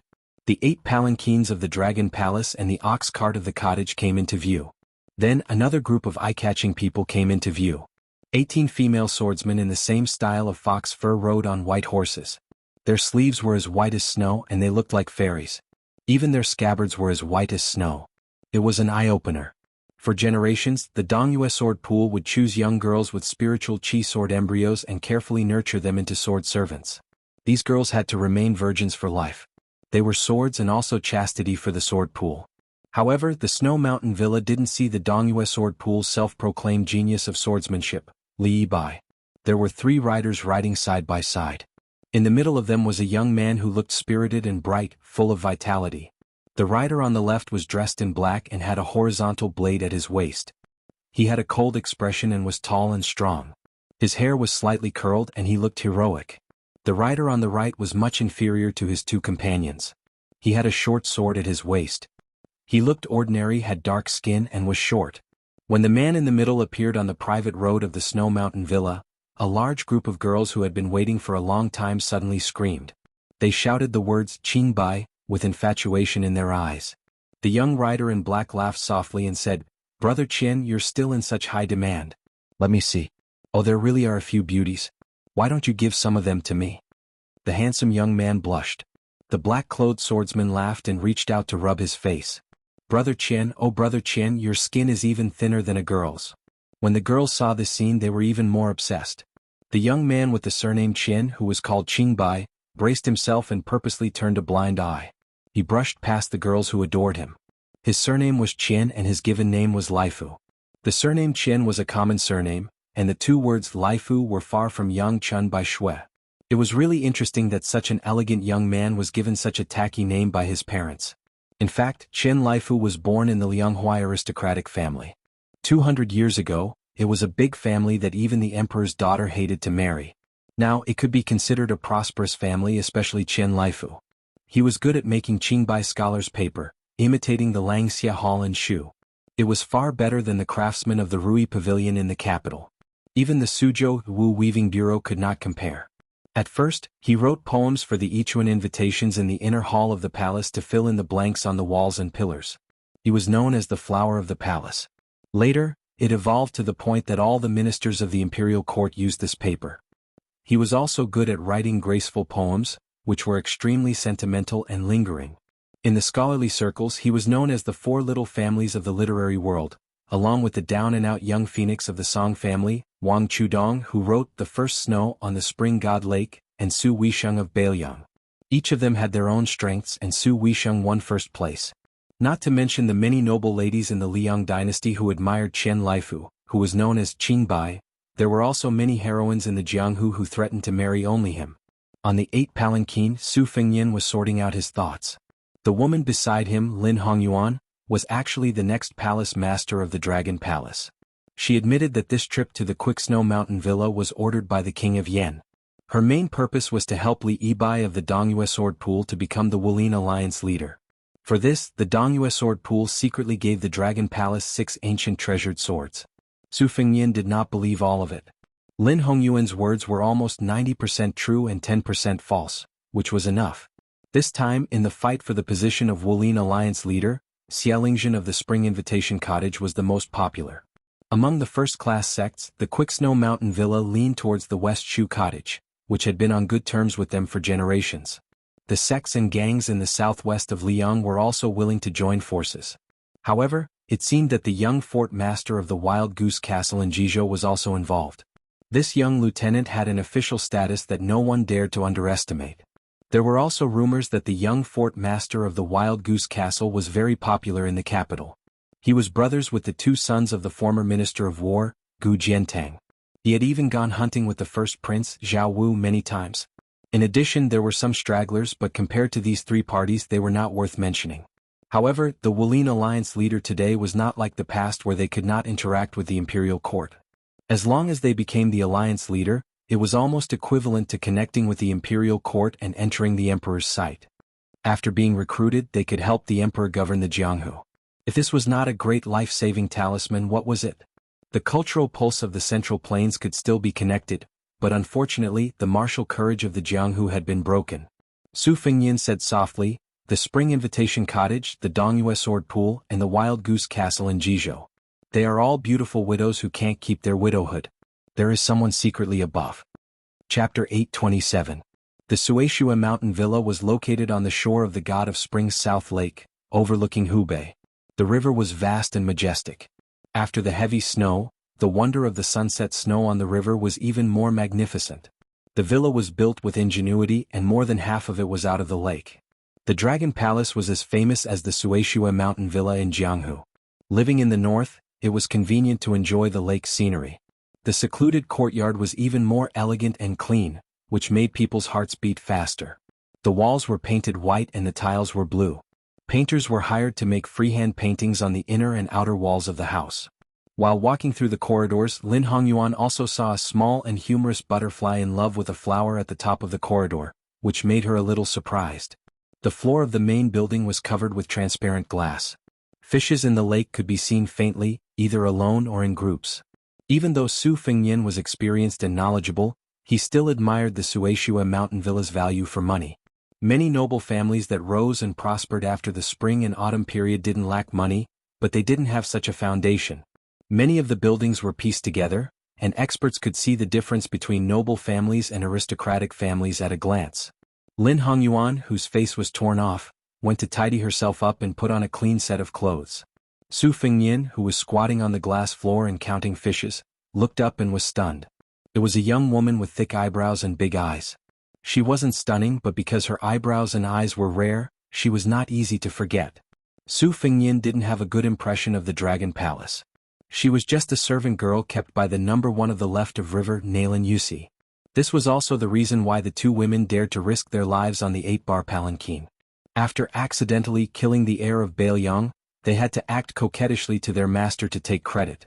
Among the vassals of Liang Xiaobing, the king of Yanqi, was the only one who caught Su Zhao's eye. Whether it was the cavalry or the infantry, their combat power was the closest to the northern Liang. Since ancient times, in Nanjiang, the land of barbarians, the number of academies was actually the first in the dynasty. Zhao Bing's reputation was much better than that of Zhao Yi, the king of Guangling. Even if the sky was high and the emperor was far away, there was no news of any overstepping of authority.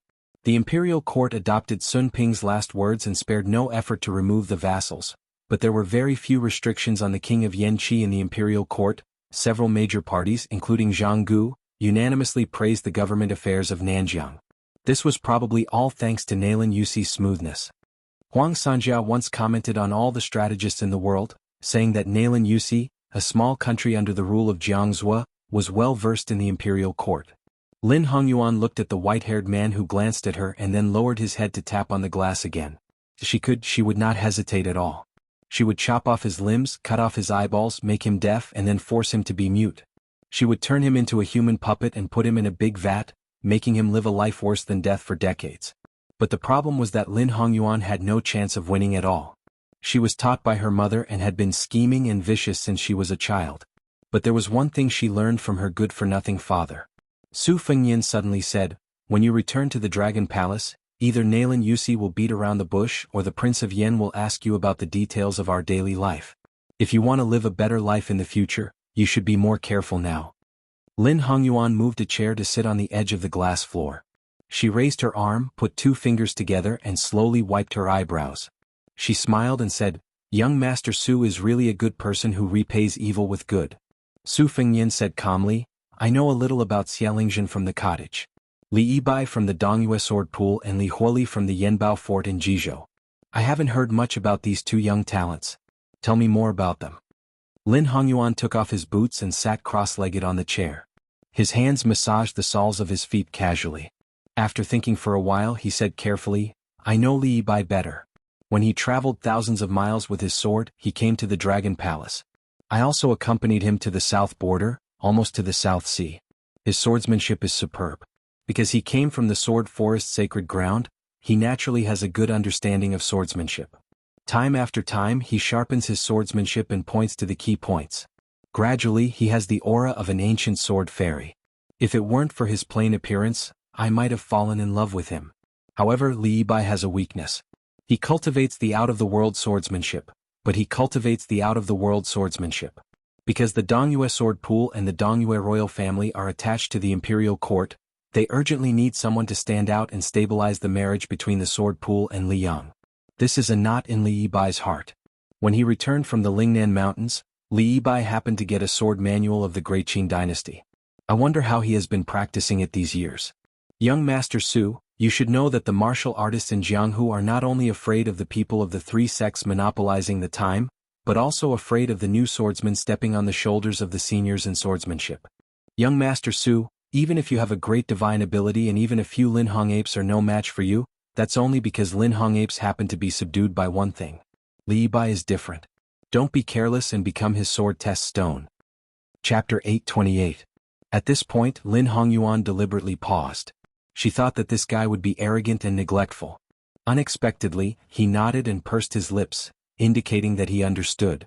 Lin Hongyuan suppressed the gloom in her heart and continued, "As for Li Huoli, Wild Goose Castle in Ji Province has never had any relationship with the Dragon Palace. I only know that the Han family in Ji Province was killed by the imperial court. Wild Goose Castle, as one of the important towns in Ji Province's border, was once a trusted subordinate of the Han family. Their owner, Li Jinjiang, was suspected of betrayal, so Wild Goose Castle's reputation has never been good in Jianghu. Li Huoli, who gained a lot of military exploits at the border, did not have any bad deeds in Jianghu. He only joined the army at the age of 14 or 15, and last year when he was 20, he was able to become a commandant with real power to command 6,000 people. Even 10 surplus generals can't compare with him. Presumably, Li Huoli has his own advantages." Lin Hongyuan seemed to be amused by herself.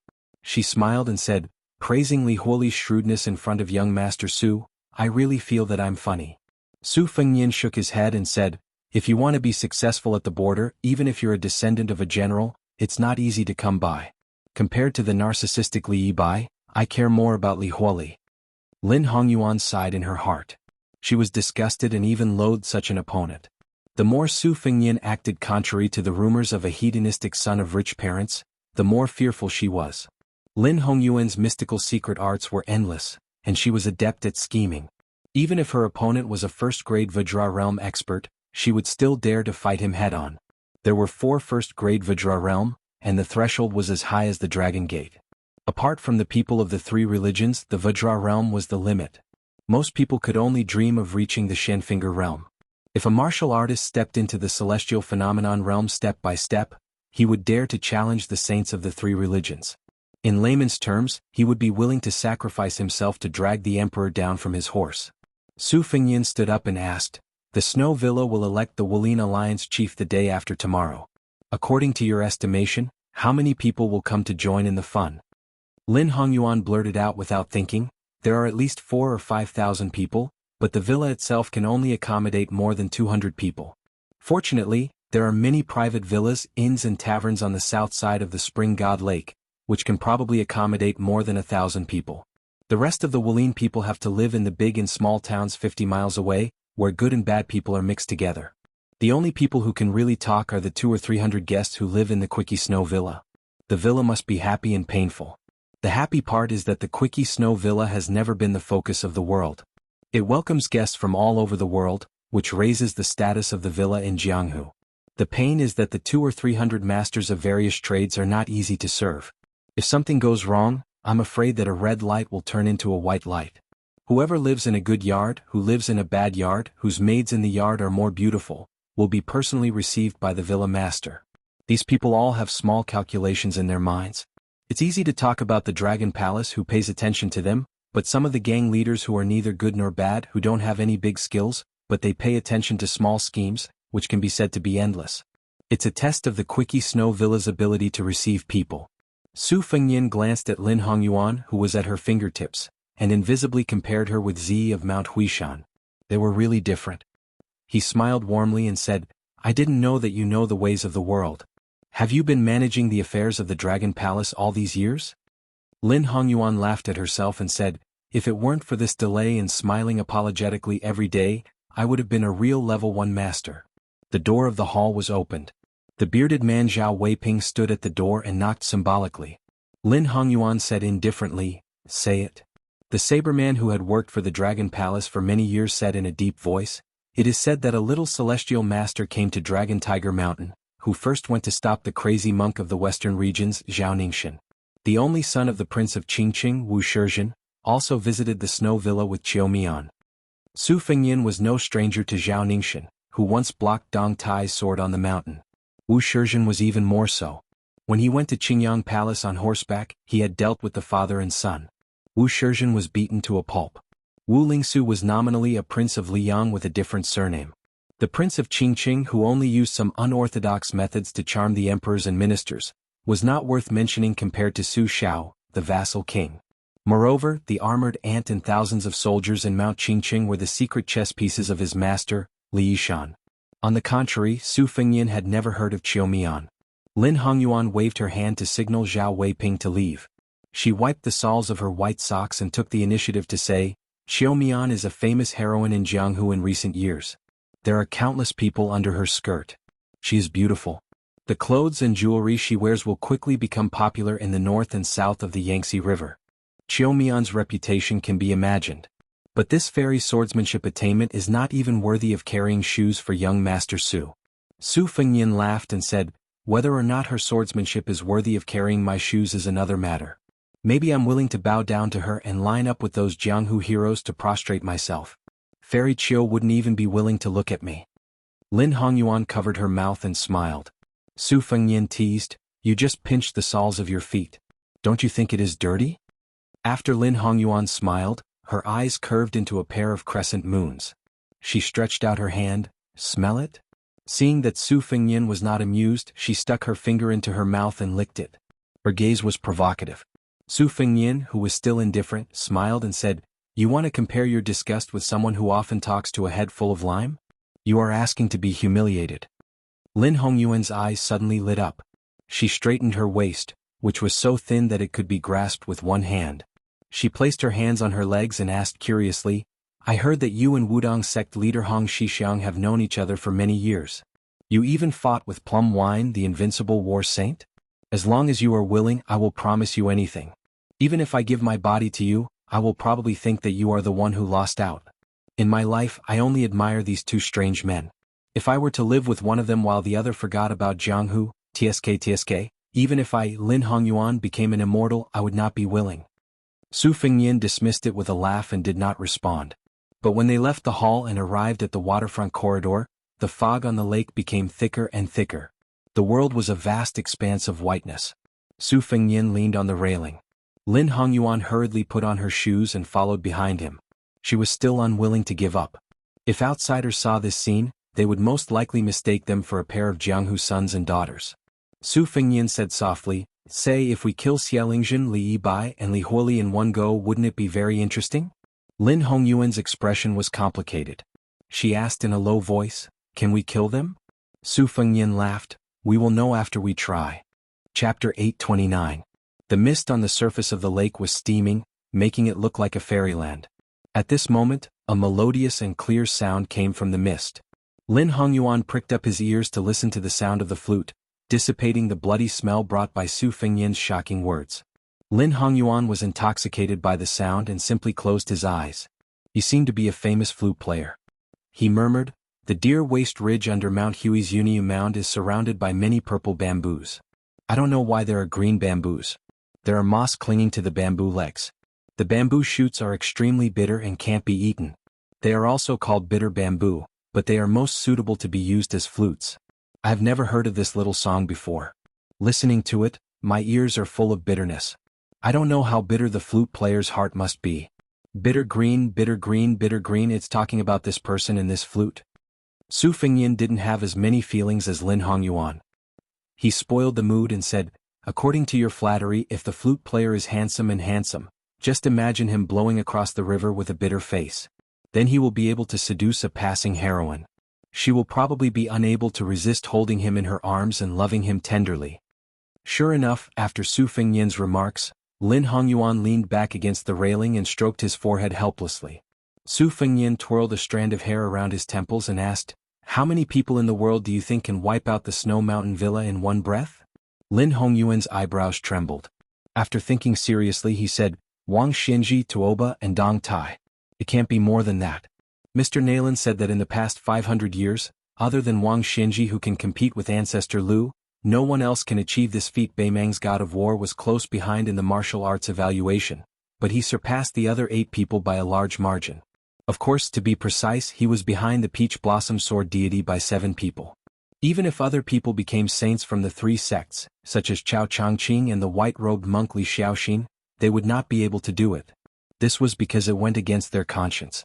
Once they entered sainthood, the heavenly phenomenon was too important. Once they went against the natural order, they would suffer a severe drop in their realm. For example, Li Dongxin had cut off the Yellow River and hung hundreds of feet of water on top of Taoism sect's head, so it would never fall on the innocent. Even if they were unwilling to surpass the North Sea, they could not do so. This was especially true for the reclusive masters of Buddhism. No one had ever heard of them appearing on the battlefield. The Taoist priests of Mount Longhu would only receive orders to open altars, set up rituals, and build auspicious Taoist temples to accumulate merits. How would they dare to kill the innocent? When it comes to Dong Tai, a carefree earth immortal, most of them will not lower themselves to the same level as ordinary people. Just like a strong man who sees a chicken pecking rice on the side of the road, he will not look for a stick to beat the chicken to death. If there is such a thing, it can only mean that there is something wrong with the guy's head. The crazy monk who sings wordless songs is one of them. Su Fengyin sighed softly, the sword is a good sword, but the person is not a good person. Lin Hongyuan was born with an exquisite heart. He immediately understood the meaning and asked carefully, could it be that the monk was an extremely brilliant swordsman before he shaved his head? Su Fengyin's elbow was on the railing while his other hand patted the railing lightly. He smiled, I'll give you a word of advice. I don't accept money. You are too smart and you will end up ruining your life. Lin Hongyuan smiled, I've learned something. But young master, you are being generous with other people's money.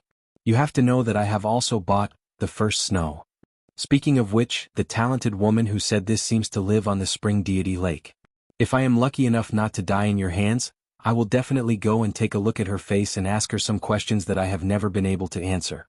When the time comes and I appear in front of her, I will definitely pretend to be virtuous and virtuous, so as not to frighten the great master of the literary world that this little girl has admired for a long time.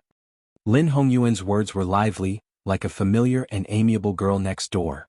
Unexpectedly, after Su Fengyin gently patted the railing, he suddenly slammed the railing heavily. Lin Hongyuan staggered and fell to the ground. He covered his heart with both hands and his face was pale. He looked at the man who was talking and laughing just a moment ago with malice and anger in his eyes. Su Fengyin still rested his chin on his hand and looked down at the noble of the Dragon Palace who seemed to have suffered an undeserved disaster. He said, the flute player is Zhao Ningxian. The flute sound is transparent, which is only pleasing to the ears for laymen. But you and I both know that many listeners do not mean it, but the flute player means it. He uses the flute sound to distinguish the level of the people on the lake after touching the ripples of Qi everywhere. You pretended to flatter me just to let me release my Qi to listen to the flute sound. Even if my identity will not be exposed for the time being, it will make the young Taoist priest of the Dragon Tiger Mountain think about it. I kindly give you a maxim not to be a smart aleck. Lin Hongyuan, whose qi was chaotic like boiling water, endured the piercing pain and asked bitterly, what kind of strange technique is this? You actually managed to take over my qi by relying on a simple beat? Su Fengyin smiled and said, there's no harm in telling you. I secretly learned from a blind female zither player in Beimang's 18 beats of the Wuxia. Originally, I did not know the technique and only knew the form. Later, after a battle, I could be considered to have climbed to a higher position and looked further. Coincidentally, you were not sensible, so I played with you. Lin Hongyuan shouted crazily and sternly, Su Fengyin, what do you have to do with that human cat Han Diaoxi? Previously, the finger mystery technique that tore my face and peeled the cocoon was Han Diaoxi's unique skill. Now, the trick of seizing people's heart is clearly similar to Han Diaoxi's method of digging people's souls. Su Fengyin ignored the extremely angry woman and turned his head to look at the white fog in the lake. He said to himself, that cat's head is really a good thing. It's much better than the head of the fifth raccoon. A wisp of vermilion jumped up and down in the mist. It was silent, joyful, and wanton. Su Fengyin, who had been holding his cheeks, had a warm look in his eyes. Lin Hongyuan looked up at this time and happened to stare at his pair of red phoenix eyes. She was in a daze. How could one have both the handsome horse and the autumn wind in the north and the apricot flowers and misty rain in the south? How could this devil who made her afraid have such a warm side? Lin Hongyuan did not know what he saw or what he thought. At that moment, she only felt that if she could make him into a human puppet in this life, she must keep his eyes. Su Fengyin stood up and stretched his neck lazily. He bent down and looked into Lin Hongyuan's eyes. There are several kinds of pseudo-shin finger skills in the Dragon Palace. I taught you one, so you have to teach me one. Lin Hongyuan felt anxious and miserable. She thought, Then why don't you stand still and let me torment you until your ocean of chi is boiling? Let me beat you until you are half dead. She could only purse her lips tightly. Su Fengnian touched Lin Hongyuan's eyebrows with his fingertips. He did not have the posture of bargaining at all. He smiled and said, I have seen a lot of finger mystery techniques, but the more this thing, the better. You, Lin Hongyuan, will be the woman of the master of the Dragon Palace in the future. You have a bright future. If you die in the Snow Mountain Villa for no reason, what else can you do except as a secret joke? I don't have a big appetite. I'm not asking you to say all of them.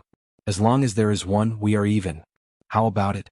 Next, you have to complete the task given to you by Mr. Naylan. I will kill my people. Lin Hongyuan sneered and said, You can't kill me because you want this? Su Fengnian did not have the time to be gentle with her. With a light tap of his finger, Lin Hongyuan, who had been heavily hit between the eyebrows, crashed through the railing and fell into the lake. Then she seemed to be kicked back to the outer corridor by a water ghost, becoming a drowned rat in the middle of winter. Su Fengnian squatted beside her and crossed his arms. Lin Hongyuan vomited a mouthful of blood. Apparently she was not as energetic as before. She said dejectedly, If you go back on your words and know what you want to know, you will still kill me in the end. So what? Su Fengnian's eyes were clear. He shook his head and said, You can rest assured. I have a message for you to tell your benefactor, Mr. Naylan. Whether it's Zhao Weiping or that sneaky Yang Maoyang, none of them are qualified. Lin Hongyuan steadied her breath and sneered, To understand the mystery of finger mystery, is it as easy as reciting a few lines of poetry? Young Master Su, could it be that you're a rare genius like Wang Shenji? Su Fengnian held his belly and laughed. Lin Hongyuan was confused. Su Fengnian pointed at Lin Hongyuan and said shamelessly, I thought I was already a jinx. I didn't expect you to be better than me. You are right. Lin Hongyuan lamented. He really wanted to break this bastard's 3 legs with one punch. Su Fengnian restrained his smile and said, Seriously, you should first talk about the meaning of the mysterious finger skill hidden in the Dragon Palace. If it's not useful to just talk about it, I don't mind being your practice body. You can wait for a chance to take revenge openly. Lin Hongyuan hesitated for a moment, and it was obvious that he was struggling with himself. Su Fengnian mocked, Lin Hongyuan, do you know that it's because you know too much about mechanism algebra that it's easy for you to be blinded by a single leaf? Women don't have courage and only know how to play petty tricks. They can't achieve great things. Extreme wisdom is bound to be hurt. This wisdom is small wisdom and not the wisdom of the root. Truly smart people will pretend to be stupid and be willing to suffer losses. If it was that woman from Mount Hui, she would have already done business with me based on her intuition. She is the one with the root of wisdom. You're too petty. I always think that a woman's intuition is very similar to the foresight of the root of finger mystery. Lin Hongyuan didn't disappoint Su Fengnian. She went straight to the point and asked indifferently, Have you ever personally copied the tablet? Su Fengnian shook his head. Lin Hongyuan frowned. After her eyebrows relaxed, she said, The Dragon Palace saved a Taoist great spiritual master 300 years ago and passed on a unique mystery finger mystery to that generation's patriarch. It was similar to a copy. Su Fengnian was originally concentrating. Suddenly he smiled and said, Change your clothes first. Lin Hongyuan didn't refuse. She stood up and changed her clothes. A woman's love for beauty had nothing to do with martial strength. The Dragon Palace amassed countless wealth. If she wanted jewelry, Lin Hongyuan could wear it so that people would only see the jewelry and not her. The Dragon Palace also hid a few sets of the phoenix coronet and robe that the Empress of Southern Tang didn't have time to take from the weaving bureau. Lin Hongyuan had just changed into a relatively simple and elegant dress when the curly-bearded swordsman Zhao Weiping respectfully reported at the door, Master Yuqi is here.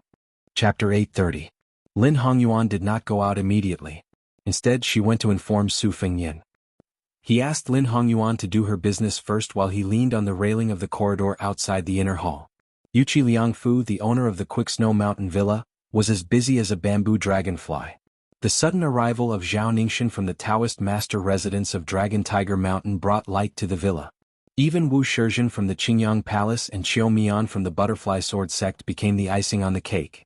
It did not mean that Zhao Ningxian, who was famous in the Liang Palace, was more important than Xianxia from the cottage. It was just that the latter was expected, so it was not as surprising as the former. Yuqi Liangfu had personally met more than 30 martial arts giants in the past 2 days. Most of them were in their prime, and there were also many old people. Among the younger generation, Li Yibai from the Dongyue sword pool was like a blunt sword that had not been sharpened yet. He was very easy to get along with. Li Huoli from the Yanbao castle was so arrogant that he did not even take the owner of the villa seriously.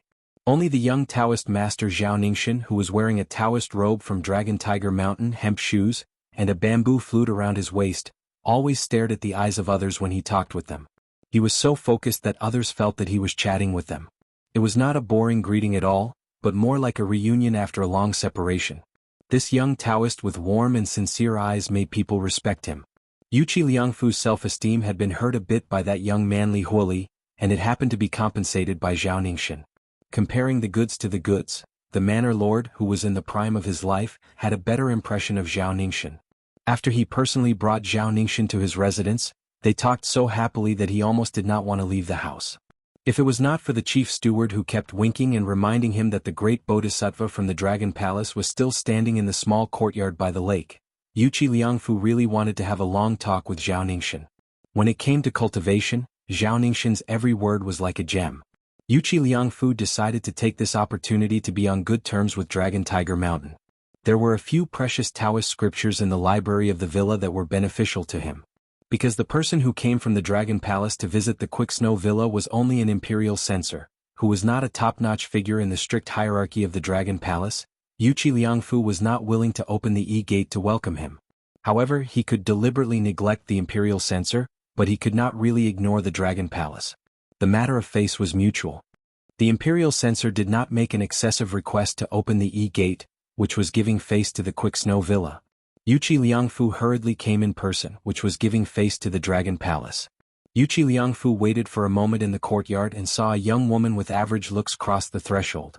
She greeted him with a smile. Lin Hongyuan from the Dragon Palace greets Master Yuchi. Yuchi Liangfu, who heard that the imperial censor came to the villa, was stunned for a moment. He quickly came back to his senses and stepped forward. His smile was even wider. He cupped his fists and said, "I did not expect young Palace Mistress Lin to come in person. The Quick Snow Villa is guilty of not welcoming you."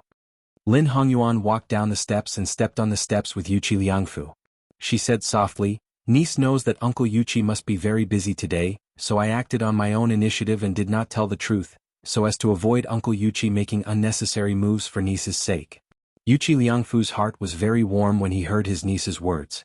Not to mention that when the two crossed the threshold, young Palace Mistress Lin intentionally or unintentionally lagged behind by half a step. The host and guest were clearly distinguished. Yuchi Liangfu, who was dressed simply, laughed heartily and said, "If everyone was like you, Uncle would be relaxed. Unlike now, I wish I could break into two halves and use them. Take the Quadun Mountain, which claims to be the #1 sect in the southern wilderness, for example, a young man with the surname Yukame. Uncle has never heard of him. Not only does he want the villa to open the E-gate for him, but he also has to vacate the villa's Spring God restaurant for him. How ridiculous. To let such an ignorant child participate in this once-in-a-century grand event on behalf of the sect, Quadun Mountain has really entrusted the wrong person." Lin Hongyuan smiled but did not speak. Quadun Mountain was indeed a well-deserved sect in Lingnan. Moreover, it had been fighting openly and secretly with the Dragon Palace for a full 200 years. Quadun Mountain occupied an ancient temple on the border of the Southern Tang Empire's Linhai. When the Southern Tang Emperor ascended the throne to pray for rain, stop plague, and even ask for heirs and other important matters of state, he would send important ministers or local dignitaries to worship the sea god in the temple. Every time he would set up a monument to record the event. So far there were 29 Tang monuments. After Liang unified the spring and autumn period, because Bailiang dominated the northwest gateway, there were only two options for demoted officials. The officials were either sent to Liao and Lingnan, with the latter being the majority. The imperial court obviously trusted the Prince of Yen Zhaobing more than the Prince of Jiaodong Zhao Sui. Most of these demoted officials were from the local area. Quadun Mountain's literary atmosphere was quite strong. The two often sang poems together, adding a lot of luster to Quadun Mountain. If the Dragon Palace was Nailan Yusi's concubine maid, then Quadun Mountain was Nailan Yusi's fisherman. The two were just jealous of each other these years. Yuchi Liangfu's posture was nothing more than a common technique of suppressing and raising one's hand. However, he was adept in the ways of the world. In the end, he still needed to let others know that it was not too straightforward. Otherwise, if he blindly kept it hidden, others would not know whether he was good or bad. What would that be? Lin Hongyuan did not agree. She deliberately stepped on Quadun Mountain a few times.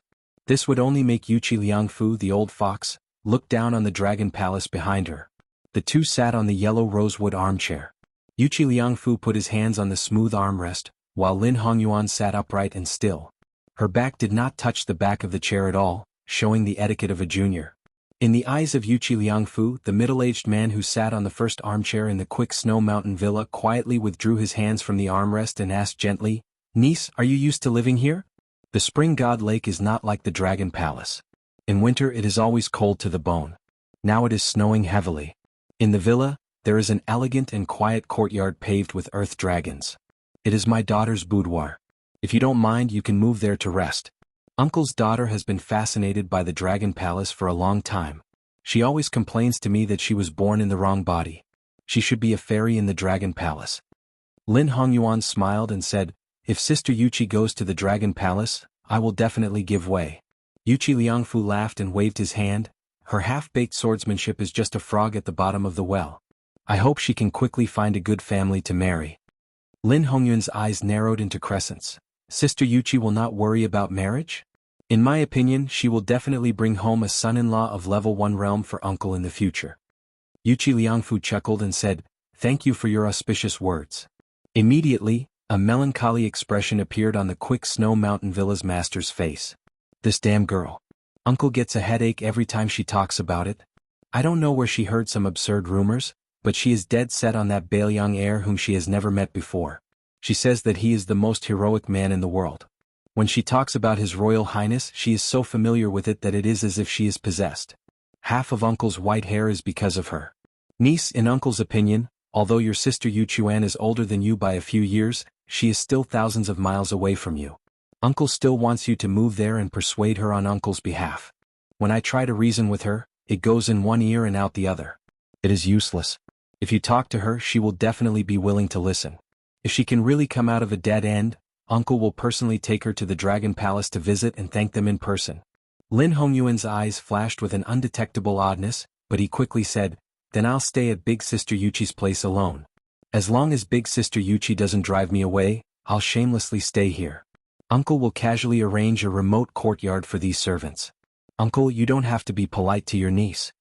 Yuchi Liangfu laughed happily and said loudly, "It is hard to say about others, but there is absolutely no reason for you to feel wronged. You can continue to live in this courtyard without worry. Although the Quick Snow Mountain Villa is not comparable to the Dragon Palace, it is not so shabby that a courtyard is not presentable. Uncle will leave the words here today. In the future this courtyard will be left to you. You can come and play at any time. When you are not living here, you are not allowed to enter the courtyard except for letting the maids clean it diligently. Come, Uncle will take you to your sister Yuchi." Lin Hongyuan stood up and shook her head. "Uncle, you go ahead with your work. I still have some scattered things to pack. I will ask the way to Sister Yuchi and leisurely enjoy the scenery along the way." Yuchi Liangfu stood up and thought for a moment before nodding. "That is also fine. I will first send someone to inform that girl. Uncle is sure that you two will hit it off at first sight." Lin Hongyuan jokingly said, "Uncle, you should hurry up with your work. Your niece still has to worry about how to give Sister Yuchi a meeting gift that will not be degrading." Yuchi Liangfu politely said a few words, his face full of undisguised pleasure. He quickly walked out of the courtyard with the chief steward who had been silent all this time. After walking for more than 100 feet, Yuchi Liangfu looked back at the courtyard and sighed. If Yuchuan had half of Lin Hongyuan's shrewdness, I, as her father, would not have to worry. The old steward, who was close to 70 years old, softly comforted, "Manor Lord, eldest Miss Pure Heart is precious. As the old saying goes, those who cherish fortune will have it." Yuchi Liangfu laughed and scolded, "What ancient saying? Most likely it was made up by you again. That girl Yuchuan was right. We should publish a cautionary tale for you. It won't be much worse than the first snow." The old steward looked as if he had drunk a pot of wine. He stroked his beard and smiled, "You must understand and not deceive yourself. Manor Lord, I am just a half-baked person. Don't make a fool of yourself." Yuchi Liangfu stretched out his hand and pointed at the old steward. You. Chapter 831. The two rushed to the next courtyard, where lived a sect that was one of the top 3 in Jianghu when it came to poisons. It didn't matter if they were friends or not, but they definitely couldn't be enemies. Yuchi Liangfu had to brace himself to deal with them. He heard that the eccentric old man liked men. For this reason, The Quick Snow Manor hired 2 handsome young men from a brothel in Xiangfan City to live in the courtyard. They were discreetly hidden among the maids just in case. Jianghu was deeply moved as he walked. This time, in order to win the election of the Wulin Alliance leader, Zhuangzi had paid a great price not only in the Spring Invitation Cottage but also in the Dongyue Sword Pool. Just the unremarkable ingredients alone cost more than 3,000 taels of silver a day, not to mention the extravagant expenses of renting expensive young men from the brothel. In the courtyard, Lin Hongyuan walked to the outer corridor and saw Su Fengyin sitting against the wall outside, fiddling with something with his head lowered. She smiled and said, "Have you heard? That Miss Yuchi is very stubborn about you, young master." Su Fengyin raised his head, revealing an unfamiliar face. He wore a root-shaped face that hadn't been used much since his Beimang returned. He smiled and said, "This Miss Yuchi's taste is very good, unparalleled in the world." The corner of Lin Hongyuan's mouth twitched. Su Fengyin stood up and smiled. "Go get me an ordinary mink hat. Let's make another bet." Lin Hongyuan asked, "What bet?" Su Fengyin crossed his fingers and stretched them to the top of his head. He lazily shook his head. "Let's bet on whether or not I can kill Xianxia tonight. If I can kill her, you'll have to say another type of finger art outside of steel rubbing. If you can't kill her and get killed instead, you have no loss." Lin Hongyuan sneered. "You don't get up early if there are no benefits. What does it have to do with me whether you kill Xianxia or not?" Su Fengyin smiled and looked at Lin Hongyuan. The latter giggled. "If you can kill Xianxia, Li Huoli and Li Yibai in succession, I'll bet with you." Su Fengyin clicked his tongue. "You've finally learned to be smart. But first I won't kill Li Yibai. Do you have any enemies? Let's exchange." Lin Hongyuan said without hesitation, "No problem. Let's kill Chioduan Mountain's Yushi man. I can give you the mink hat and the courtyard where they live in the Quick Snow Mountain villa before nightfall." Su Fengyin glanced at Lin Hongyuan, who spoke in a straightforward manner, and clicked his tongue in wonder. "You've hidden your strength well. You've been plotting against the Yushi for a long time. This time, not only did you, the young palace master, hide your head and show your tail, but you also brought along young Maoyang, who did not hesitate to sneak into the team carrying the palanquin. Just to target Quadun Mountain? If you use me to kill someone, your hands won't be stained with blood. When the time comes, Yuchi Nyochuan will testify for you, and the Dragon Palace will be cleared of any wrongdoing." Lin Hongyuan smiled foolishly and didn't speak. Su Fengyin looked at the mist in the distance of the Spring God Lake. Lin Hongyuan's eyesight was good. He followed the line of sight and didn't see anything. A moment later, a woman's voice was heard. "Is the southern border Dragon Palace living here? Answer me. If not, I won't go ashore." Lin Hongyuan came near the railing and saw a young woman with a pretty face and a particularly enchanting figure pulling a boat over alone. She was wearing a high-quality fox fur coat, but it was inevitably a little gray and old because of the years. Lin Hongyuan was surprised that such a woman appeared in such a new way. He asked calmly, "Are you Yu Quan?" The woman nodded. "Then you are?" Lin Hongyuan sensed that Su Fengyin had long disappeared, so he had a deeper understanding of him. Facing the eldest miss of Quick Snow Manor, Yuchi Nyochuan, he smiled and said, "I am Lin Hongyuan of Dragon Palace. Greetings to Sister Yuchi." Yuchi Yuquan put down her bamboo pole and quickly jumped onto the outer corridor. "Are you Fairy Lin, the young palace master?" Normally Lin Hongyuan wouldn't care. But after hearing about the young devil's harsh sarcasm towards the heroines of Jianghu, he felt slightly uncomfortable. Yuchi Yuquan didn't care about their first meeting. She warmly grabbed Lin Hongyuan's hands and asked with a face full of surprise, "Fairy Lin, is your dragon palace really built at the bottom of the sea like the rumors say?" Lin Hongyuan thought to himself, being admired by such a silly girl doesn't seem to be something to be proud of. Yuchi Yuquan's face suddenly turned cold. She said fiercely, "What are you hiding for? The big man, come out." Hey, the one in the room, I'm talking about you. You were in the outer corridor just now, but now you're less than 30 feet away from me. Don't think that I don't know where you are just because you're behind a wall." Lin Hongyuan was shocked to the extreme. Could it be that this girl was the same kind of ruthless person as the one surnamed Su, and both liked to play the fool? Inside the room, Su Fengyin was also quite shocked. After hesitating for a moment, he calmly walked out of the room. Lin Hongyuan, who was standing side by side with Yuchi Yuquan, quietly raised his hand and made a swift and fierce gesture, silently asking Su Fengyin if he should kill this hidden danger. Su Fengyin turned a blind eye to it. He was in the middle of preparing his words. But he didn't expect that the girl would stare at Su Fengyin's white hair. Then with a jump, she rushed in front of Su Fengyin. Almost nose to nose, she said in a shocking tone. Haha, I knew it was you, Su Fengyan Bailiang. Su Fengyan didn't wait for her to say the words His Royal Highness. He directly knocked out this girl with a karate chop. He thought that there would be more twists and turns, but he didn't expect that this karate chop, which was more probing than murderous, would go so smoothly. She rolled her eyes without any resistance, and then her delicate body fell limply into his arms. That's it? Lin Hongyuan really couldn't stand this kind of boring turn of events. He originally thought that this Yuchi sister and the one surnamed Su would have a good show of a snipe and a clam fighting for several hundred rounds until the sky turned dark.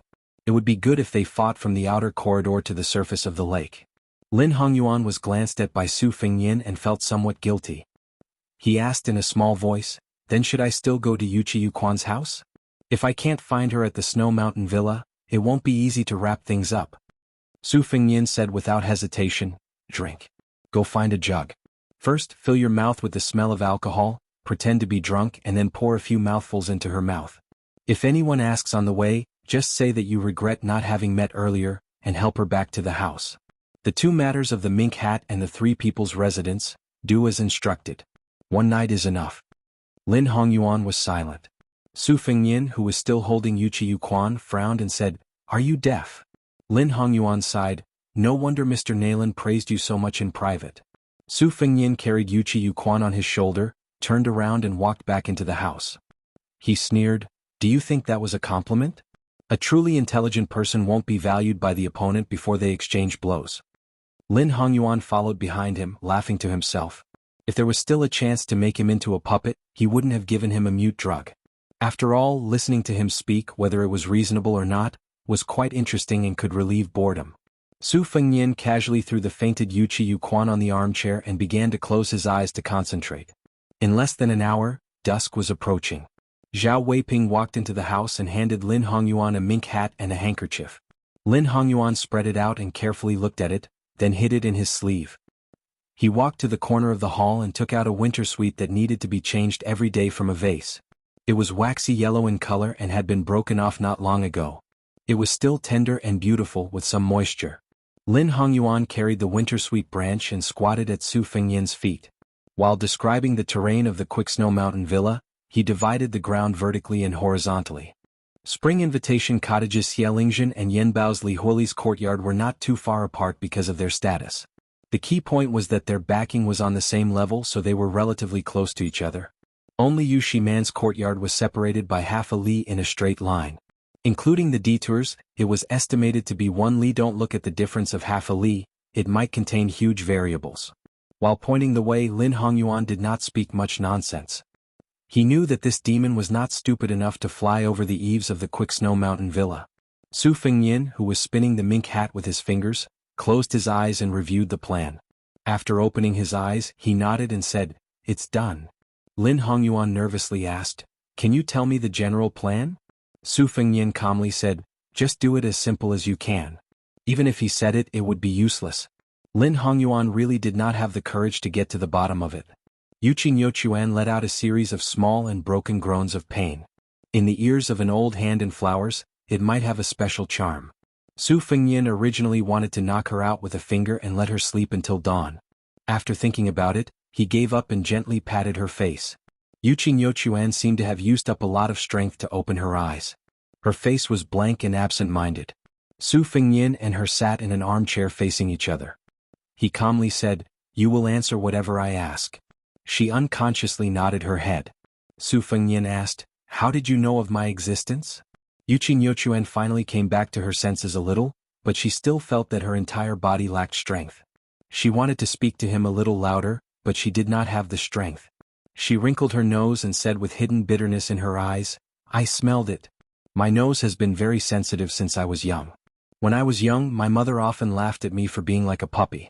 Why did you hit me the moment you saw me? Even if you are Su. Su Fengyan's expression was cold as he directly flicked his finger on her forehead. The pain caused her entire body to emit cold air. She did her best to wrap her arms around her shoulders on the verge of tears. Su Fengyan stared at her limpid eyes and continued to ask, Why are you so sure that I am Su Fengyan? Chapter 832. She tried to squeeze out a smile. Seeing that he was about to raise his hand to teach her a lesson, she hurriedly said in a panic, The first time I heard of you was when I went to burn incense at Mount Longhu 2 years ago. There was a pilgrim who often went to the mountain who talked about the sword you borrowed on the snowy plains, and you said something about returning that. Lin Hongyuan knew that Yuchi Juchuan was thin-skinned and did not have the nerve to say the words, returning my ass. Out of the corner of his eye, he saw Su Fengyan's expressionless face. Yuchi Juchuan, who did not dare meet his gaze, carefully said, our snowy mountain villa has some land on the other side of the Guangling River. No one believed that you and the Guangling king had a falling out, but I knew that it was true. Otherwise you wouldn't have fought. It was a steward who saw it with his own eyes on the 18th of the 8th month. He patted his chest and said that it was definitely not a lie. Later on, some storytellers who had stayed in Beiliang began to tell stories of you going to the white horse race in Beimang. At the beginning of the year, I would go and listen to them every few days. They said that not only did you kill the great king of the northern courtyard, Su Huainan, you also killed the insufferably arrogant mountain master of Mount Tibing in one move. Only then did I know that there was someone with the surname Diwu in the world. There were also storytellers who said that you had unsheathed your sword and lent it to the peach blossom sword god, Dong Tai. Also you saw that after sword god Deng fought Tuoba to a draw, he personally entered the fray and fought with the second in the world, Tuoba, for 3 days and 3 nights. He was beaten to the point that he had no choice but to promise that he would never dare to go south again. Lin Hongyuan suppressed his laughter. Su Fengyan listened to this extravagant nonsense. His skin was so thick that he did not retort. He only smiled with narrowed eyes and nodded.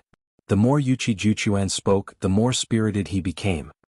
His eyes were shining, and his hands were clasped in front of his chest as he stared in a daze at the hero with the surname Heaven in his heart. Later on, I heard that the vassal king entered the capital. In Great Peace City, you overturned the entire Central Imperial Road and killed several hundred Imperial College students who blocked your path. Also, on the day of the ceremony, if you hadn't stopped Chao Changqing alone, he would have killed His Majesty the Emperor and all the civil and military officials. Great General Gu, Assistant Minister of the Ministry of War, Lu Xingxiang, they wouldn't have been of any use.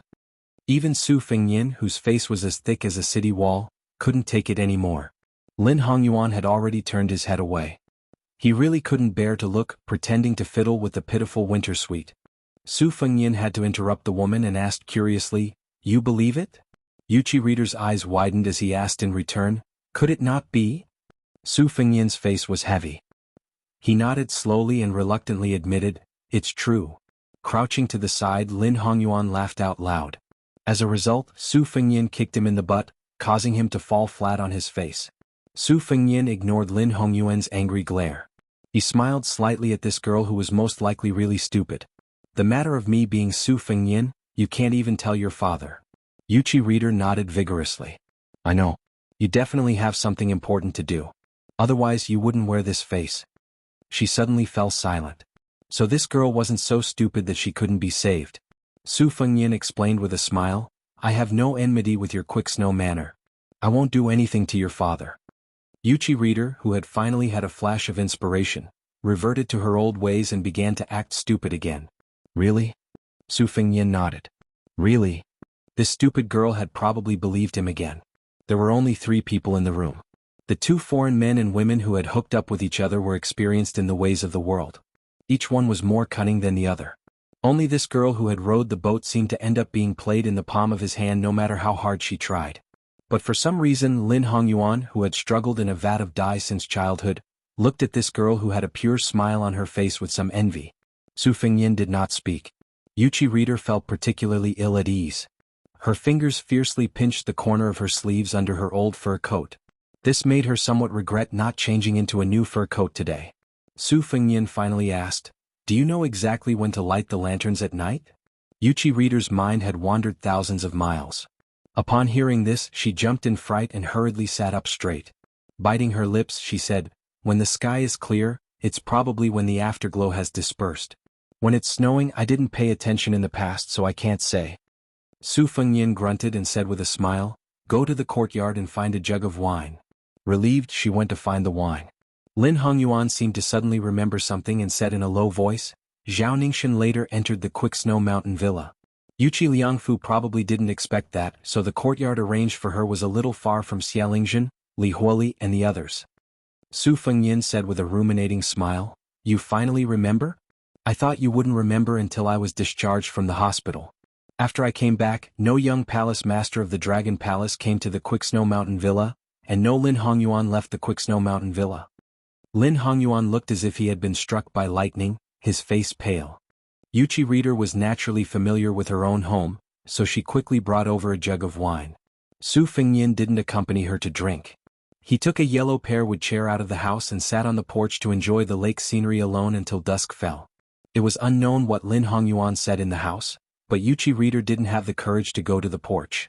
Su Fengnian stood up, took a deep breath, and heavily tapped the ground with the tip of his foot. The lake water outside the railing violently swayed and gradually calmed down. Dusk gradually deepened, and the large red lanterns in the villa lit up in picturesque disorder. It became more festive and lively. In a quiet courtyard, the lanterns were brightly lit. The red candles in the hall were as thick as a baby's arm, but there was no one in sight. He stood in the study and pulled out a short halberd from his halberd pouch, gently twirling it in his hand. He had led 4 elite retainers south from Jianghu and encountered 2 heavy snowfalls. During the first snowfall they were still in Jianghu. The heavy snowfall was majestic and imposing. During the second snowfall they were in Jiangnan, delicate and powerless. This made him, who had lived on the dangerous border since childhood, have an even worse impression of Jiangnan. Along the way he had seen the elegant conduct of many scholars. In his eyes, these vermin who only knew how to chew words were as weak as the snow at that time. They couldn't withstand his short halberd toss and kill. On his journey south this time, naturally there would be people who would constantly spread rumors, causing him to suddenly go from being a military officer of a border town to having the potential to become the Wulin Alliance leader. Even he himself thought it was absurd and laughable, but he remembered his father's advice and had no choice but to do things step by step. After arriving at the villa, wave after wave of visitors came to curry favor with those in power. He barely managed to chat with 3 groups of Jianghu people he had never heard of before, but he couldn't stand the disturbance and simply closed the door and declined the visitors. He walked to the open window. Although there were only 4 retainers of the Li family in Jianghu resting in this courtyard, there were no less than 10 Xiaogo gathered in the dark corner. He laughed self-deprecatingly and tapped his shoulder with the short halberd. Can I, Li Huoli, be considered to have received the will of heaven this time? The ground trembled slightly. Li Huoli didn't think too deeply. The wall suddenly cracked open. When he turned around with the halberd, a palm pressed against his forehead and his entire body was instantly lifted off the ground. He was pushed against the wall at the side of the hall, his head hitting the wall earlier than his back. One of the Xiaogo broke through the window and was stunned. Li Huoli, the young fort master of Wild Goose Castle, was leaning against the wall. He died with his eyes wide open, leaving a pool of scarlet blood on the wall. There was a big hole in the wall where Li Huoli's body was facing. More than 10 Xiaogo gathered and looked at each other. 3 courtyards away, the old Confucian who came by the ox cart was flipping through a book with a lamp. He suddenly raised his head and made a gesture with both hands.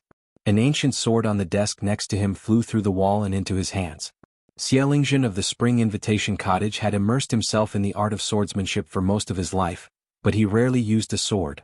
In his life, there were only a few people who had tested his sword, and the Sword Emperor of West Shu was one of them. This sword was a gift for his disciple. Xianxia originally planned to borrow it from a disciple who was in seclusion after the Snow Mountain Villa incident was over. He wanted to fight with the leader of the Sword Pool of East Yu and let the world know that the Spring Invitation Cottage was not only the leader of the martial arts world, but also that his sword alone was enough to make the cottage and the Sword Pool of Sword grave in Jianghu. The sword broke through the wall, and the daring assassin also broke through the wall and arrived.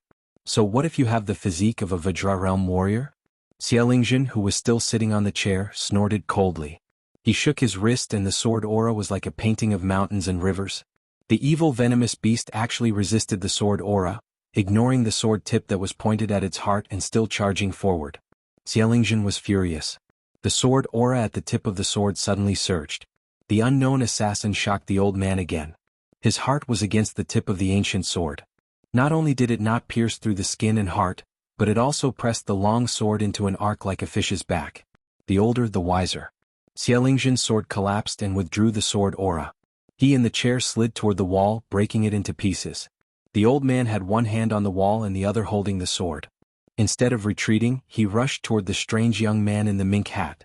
The young assassin, who was fighting with his life for some reason, pushed forward. Xianxia sneered in his heart and used all the sword aura in his life to his heart's content. The mink-hat assassin let the sword go through his palm and leaned forward, forming a strange posture as if he was carrying a sword on his shoulder. He hit Xianxia's head with his head. There was a bang. Xianxia's head hit the wall. But at the same time he swept his sword and was about to cut off the young man's head. When the sword tip was still an inch away from the man's neck, the sharp sword aura had already arrived and cut a bloody groove on his neck. A man in a vermilion robe appeared beside the two. His forearms held the sword tip, not letting Xianxia's sword move at all. The mink-hat assassin cut down diagonally with his palm. He quickly retreated. The sword slipped out of the hand that had a hole in it. The assassin flew out of the big hole in the wall. The cold wind rushed into the room and the lamp on the table flickered. The lamp went out. Only a corpse that had been cut in half was left. Chapter 833. The light in the hall was splendid, illuminating the glazed floor in a dazzling and colorful light. Lin Hongyuan was situated within it, as if it was the pure glazed world recorded in Taoist scriptures. She wondered if she should do the same after returning to the Dragon Palace. Yuqi Nyochuan drank absent-mindedly, the corner of his eyes constantly glancing at the outer corridor. The sky was dusky and there were no lanterns hanging there. She hesitated whether or not she should find an excuse to see him.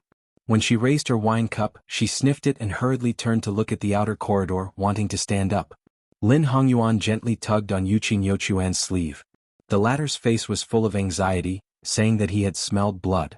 After hearing this, Lin Hongyuan's thoughts turned rapidly.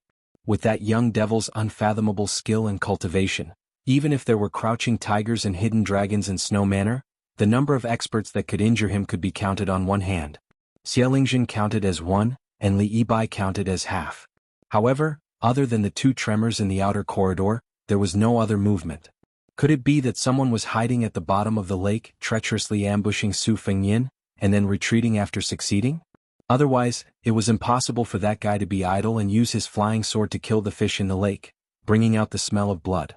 Lin Hongyuan's curiosity was also piqued. After hesitating for a moment, she gave Yuqi Nyochuan a look, and they both stood up and walked towards the outer corridor. The night gradually darkened, as if an immortal in the heavens had thrown a black cloth to the earth. Fortunately, the hall and the outer corridor were connected, and the candlelight and glazed light flowed out like fertile water. The scene in the outer corridor swayed with the light of the candlelight blowing over the lake's surface. Su Fengyin could vaguely be seen sitting upright on a chair, gently twisting his wrist. Lin Hongyuan's eyes were sharp, and she saw that there was a piece of cotton cloth tied around his wrist. Yuqi Nyochuan anxiously asked, "How did you get injured?" Su Fengyin played it down. "The ground was slippery and I accidentally fell." Yuqi Nyochuan cried out in surprise, his face full of guilt. Lin Hongyuan sighed inwardly. If this elder sister was thrown into the Jianghu, she would be eaten by those wolves, tigers and leopards in human skin. Su Fengyin stood up and said with a smile, "Let me send you off. There are all kinds of people in the manor right now and I'm worried about the two of you." Fairy Lin had previously told her that the founder of the Dragon Palace said that one may know a person's face but not his heart. Although most of the people who entered the Quickie Snow Mountain Villa were righteous people, they might be hypocrites, not to mention those Jianghu people who were both righteous and evil. "Let's take a stroll around the manor and enjoy the scenery while we're at it." "Alright, I need to disguise myself first. Please wait for a moment." Lin Hongyuan sneered in his heart. A hypocrite? Su Fengyin turned around and covered his face with a root-like mask. After turning his head, he had already turned into an elegant scholar. Yuqi Chaochuan's mouth was slightly agape. At this moment, the sound of hurried footsteps could be heard from inside the house.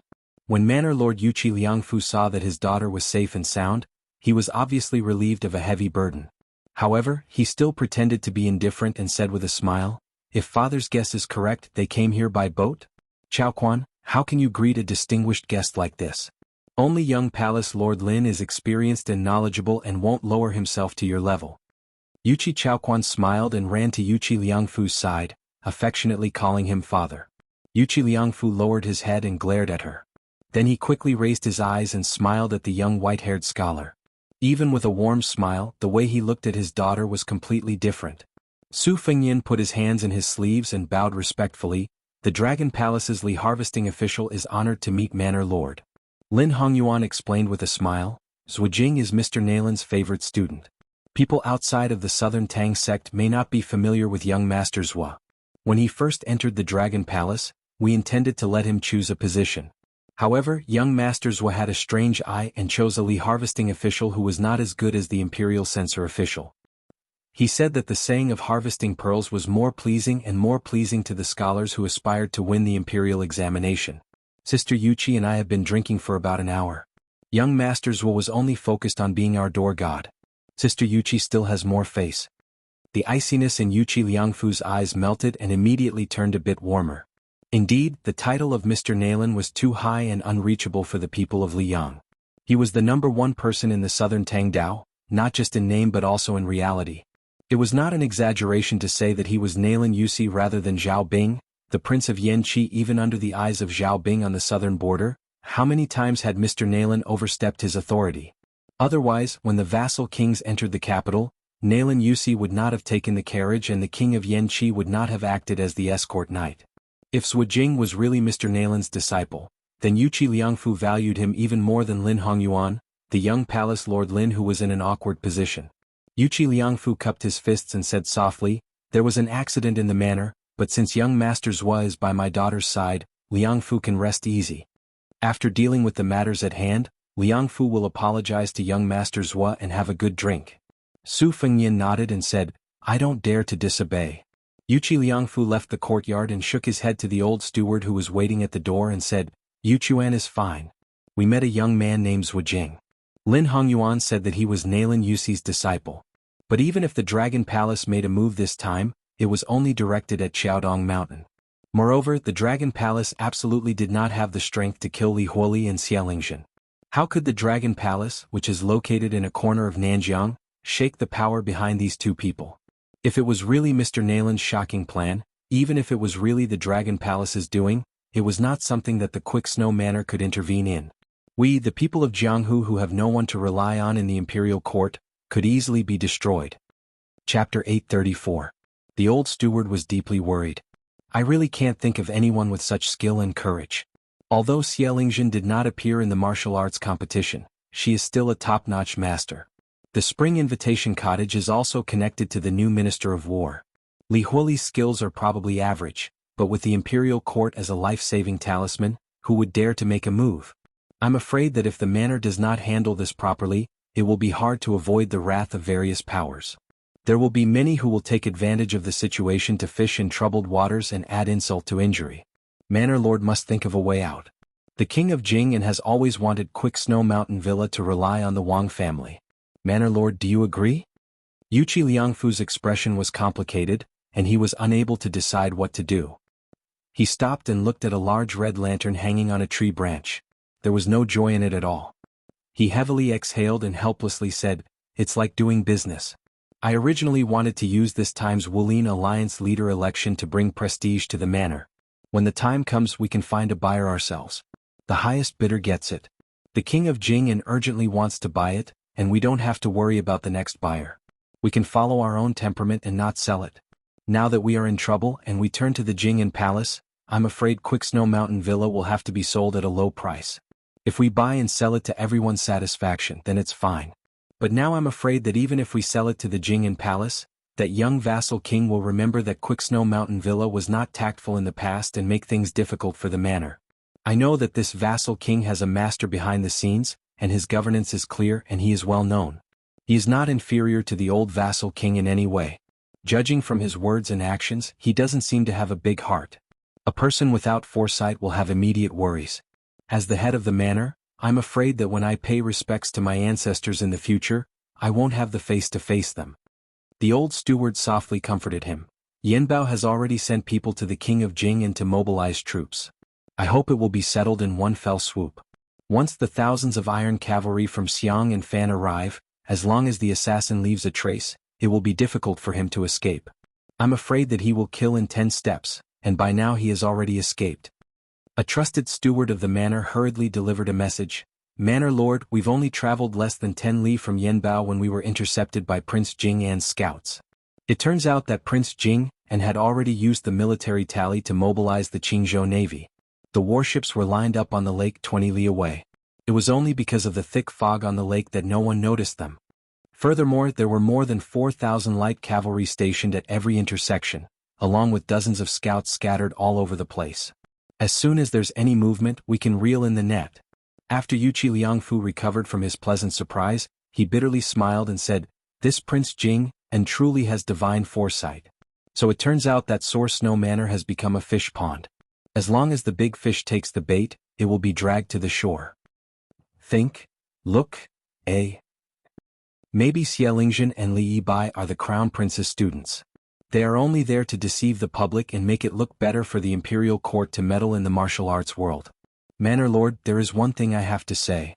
Fortune and misfortune go hand in hand. If Quicksnow Mountain Villa wants to turn from bad to good, distant water cannot quench the immediate thirst.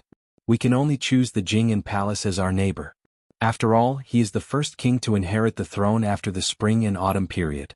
He is quite favored in the capital." Yuqi Liangfu waved his hand to dismiss the steward. He hesitantly said, "Let me think about it." The old steward anxiously said, "Manor Lord, time waits for no one." Anger appeared on Yuqi Liangfu's face. He spoke without thinking. "Do you really want Nyochuan to be the concubine of that young king who has always been in love with his mother?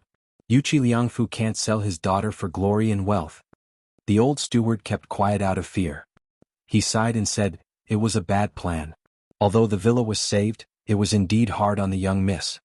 Yuqi Liangfu patted the old man's shoulder and said apologetically, "Old Lu, I know you are loyal and devoted to the manor, but I, Nyochuan, only have one daughter.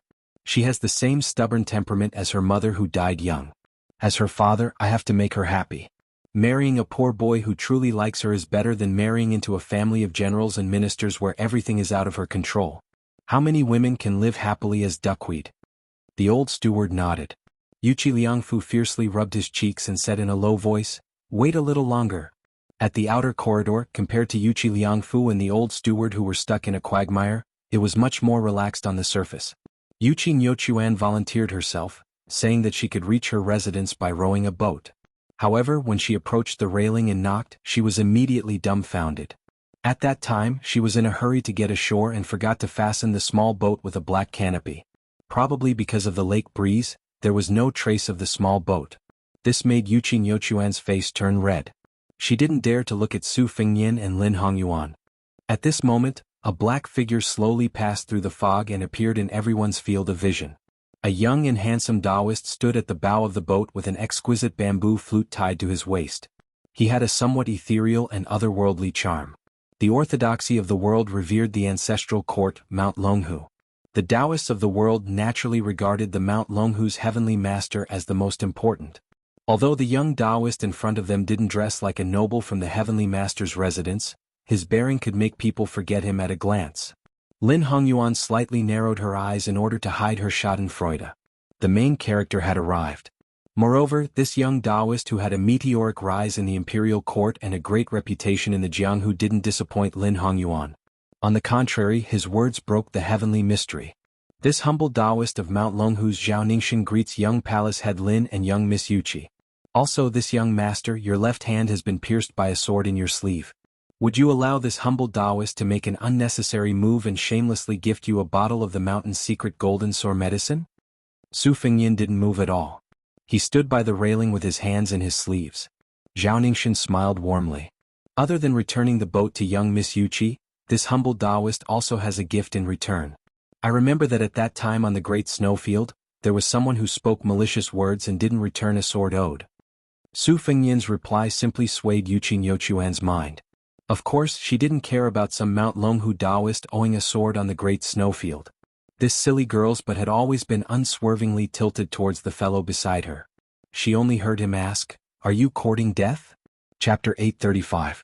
Lin Hongyuan's eyesight was needless to say. No matter how much this woman wanted to watch a big show, he still hurriedly pulled Yuqi Yuquan out of the corridor and went straight to the latter's boudoir. Zhao Ningxian on the lake and Su Fengyan in the corridor stood facing each other silently. They seemed to be at ease, but they didn't know that the grudge between them started from their father's generation. Su Xiao was at the end of Jianghu and almost pressed down Dragon Tiger's head. Su Fengyan stared at the young Taoist in front of him and sneered. His hands were crossed in front of his chest and his fingers were covered in red ropes. It was said that this little Taoist master had once blocked Dong Tai's sword. At first, people thought it was a boast from Dragon Tiger Mountain. Later, Zhao Ningxian blocked the Mad Monk of the West and stopped for several miles. Finally, No one doubted him and some even began to regard him as a Xian finger expert. Xianxia stood at the bow of the boat with a warm smile. I predicted that His Royal Highness would come to Snow Villa today to enjoy the snow. I predicted that he would go to Spring God Lake to see Wang Dongxiang and then Lu Feiqi. The only thing I didn't expect was that your highness would kill Li Huoli from Yanbao and Xiaolingzhen from the cottage. Aren't you afraid that once it's leaked, you'll become the common enemy of Jianghu before you inherit the title of king? Su Fengyan took 2 steps closer to the railing. Li Huoli has Zhaoguo's protection and the support of the imperial court. Xiaolingzhen's spring invitation cottage is also creating momentum for him. The position of Wulin Alliance's chief will be his. Why does he need Dragon Tiger Mountain to add flowers to the brocade? Now that I think about it, your Mount Longhu only knows how to do shady business like writing poems to prolong the emperor's life. It's rumored that you're the reincarnation of the founder of Dragon Tiger Mountain. Have you been enlightened? You probably haven't. Otherwise, Longqi would have released the Lotus of Fortune long ago. With your Taoist Master Residence's character, you can't wait to dig the dead out of their coffins to inform them of such a good thing. You enjoy it alone and monopolize the good things. You enjoy it together, you only let people know of your good deeds. Anyway, you don't interfere with either. Zhao Ningxin shook his head and smiled. His Royal Highness has a deep prejudice against Dragon Tiger Mountain. Those who walk different paths cannot make plans together. Su Fengyan intertwined his 10 fingers only slightly separated by an inch. Zhao Ningxin said, "Wait a minute." Zhao Ningxin smiled and said, "This time I came to visit the Snow Mountain Villa. I didn't want to get involved in the matter of the Wulin Alliance leader. The turmoil of the Spring Invitation Cottage and Wild Goose Castle is not in my eyes and I don't care." This time he only wanted to see His Royal Highness. Since he had already seen him, he came in high spirits and returned in high spirits. The Great Snow Plateau owed a sword, but Longhu Mountain's return gift meant that Bailiang didn't have to pay it back. I only hope that Bailiang won't make things difficult for Longhu Mountain and will mind their own business. Su Fengyan laughed and said, "What? You actually predicted that before I return to Bailiang, I'll kill every Taoist who dares to take a single step out of Mount Longhu? You predicted that I'll offer a reward of 100 taels of gold for each Taoist Master Mansion person in Jianghu, and Bailiang will promise to shelter him from the wind and rain, so that your Taoist masters of Mount Longhu will be in danger? So you used the bloody case of Snow Mountain Villa to threaten everyone to take a step back and celebrate the new year peacefully?" Zhao Ningxin's eyes were clear and calm. He said, "Your Highness is willing to guard the northwest for the people of the Central Plains. I also sincerely admire you. If I was a free cloud and a wild crane, I would definitely raise a big white bow. Unfortunately, I have to do things in my position. Since I was born with the surname Zhao, I have to do things that go against my pure heart. I hope your Highness can understand. To kill 1,000 of the enemy but to lose 800 of your own men, it won't benefit Mount Longhu or Bailiang. Back then, Mount Longhu didn't allow the first commandery princess to climb the mountain to burn incense. It was the Taoist Master Mansion's fault. That's why when sect leader Hong destroyed a total of 9 Lotus of Fate, the Taoist Master Mansion didn't say anything. Ancestor Zhao Xuansu came out of seclusion and went down the mountain. He intentionally made things difficult for your Highness outside the martial emperor city of the Eastern Sea. In the end, it was the cycle of karma and his body died. He painstakingly cultivated for a total of 140 years, but in the end he still couldn't achieve immortality. An eye for an eye, Mount Longhu has nothing to say. Su Fengyan pointed his chin at the red snake with 10 fingers on his hands. With your knowledge you must have seen through the trick. It's a living tool left by the Catman Han Diaosi outside the Shenwu city. Originally, after the Catman died, it would quickly wither away. But Han Xingxian forgot about the abilities of my otherworldly item. His head is a rare treasure in the world and it taught me a lot of tricks. Han Xingxian had a very interesting saying, "If you respect me, I will respect you tenfold. If you bully me once, I can't wait to bully you forever." The grudge between Bailiang and Mount Longhu should be blamed on Su Xiao or the old emperor. You and I both know very well. How did Prime Minister Yui and Prime Minister Qingci come about? Wasn't it because the old bastard Zhao Huangqiao accidentally raised an evil dragon that brought disaster to Earth Lung Mountain? Wasn't it because he couldn't suppress it, so he changed his mind at the last minute and changed his mind to appease Mount Longhu, which still had some use for you? Zhao Huangqiao went to the capital and asked the old emperor, who should call him third grandpa, for a decree. In the end he rushed 800 miles and handed it to him. That's how the legend of an immortal entering Mount Longhu with an imperial decree came about. I borrowed a sword from the snowy plains and used a flying sword to suppress Mount Longhu. Do you dare to fart? When it comes to me, do you think that just because I'm the son of a vassal king who's fishing for fame, you can show the demeanor of an expert and discuss the Tao with me? Chapter 836. Xianxia smiled. I've heard Mr. White Lotus say that His Royal Highness is good at doing business. Now that I've seen it, I know it's true. Let me ask His Royal Highness, has the otherworldly item that's been floating at the bottom of the lake been properly prepared? Do we really have to fight to the death? His Royal Highness' life seems to be much more valuable than mine. What if, and I'm saying what if, both jade and stone are destroyed? Would your Highness, who's good at scheming, lose the jade or the stone in this business deal? Su Fengyan's expression was calm as he replied, we don't have to fight to the death. Even if we really wanted to kill you, we might not be able to. After all, Xianxia's realm was like a pavilion in the sky. A Confucian scholar can only talk on paper and learn from each other. In the end, he's too weak compared to a martial artist who stood up from a pile of corpses. His realm is empty, but once he fights, he'll be exposed. Moreover, Xianxia mistakenly thought that I was only relying on my Vajra physique to pester him endlessly. He died a wrong death. Jianghu Mountain has been on guard against me for a long time. I reckon we'll have to meet force with force and experience the Taoists one step into the mysterious finger. In the end, we'll beat you until you can't laugh. No matter what, we'll have to make you half dead. Xianxia smiled and asked, His Royal Highness is determined to make things difficult for me? Su Fengyan exposed him and sneered. Are you going to wait until Jianghu Mountain finishes everything in one fell swoop to enlighten you? Xianxia closed his eyes and held his breath, trying to hide the faint trace of anger in his eyes. Su Fengyan mocked, even a clay statue is angry? Xianxia opened his eyes and didn't say anything. He just spread out his hand. Since you say I'm courting death, then come and kill me. This confidence did not come from the reincarnation of the ancestor of the Zhao family, but from the fact that this young Taoist who often got lost in his thoughts had actually blocked Deng Tea's sword when he was still inexperienced. Not long ago he had even blocked Lu Songtao, who was both a Buddha and a demon. Su Fengyan supported himself with one hand on the railing and jumped up, looking like he was going to kill the flute-playing Taoist who bore Jianghu Mountain's great expectations. However, with Su Fengyan's realm of otherworldly item cultivation, he should have smoothly rushed to Xianxia. But the latter clearly felt that when Su Fengyan supported himself with the railing, his body stagnated for a moment. This made Xianxia, who didn't have the ability to predict the future, also stagnated. The boat originally needed to slide back one zhang to have the confidence to block Su Fengyan's attack. But now the boat was cut in half and stopped half a zhang away. Su Fengyan suddenly moved without any warning. He rushed forward and let go of the railing. The railing behind him shattered into pieces. Xianxia frowned and didn't move. The boat slid back 1.5 zhang without any wind. When Su Fengyan stretched out his arm to push, Xianxia put one hand behind his back and the other in front of his chest. The bell didn't make a sound and only struck thunder when it rang. It seemed like a gentle stroke, but it actually created clouds and thunder around his knees.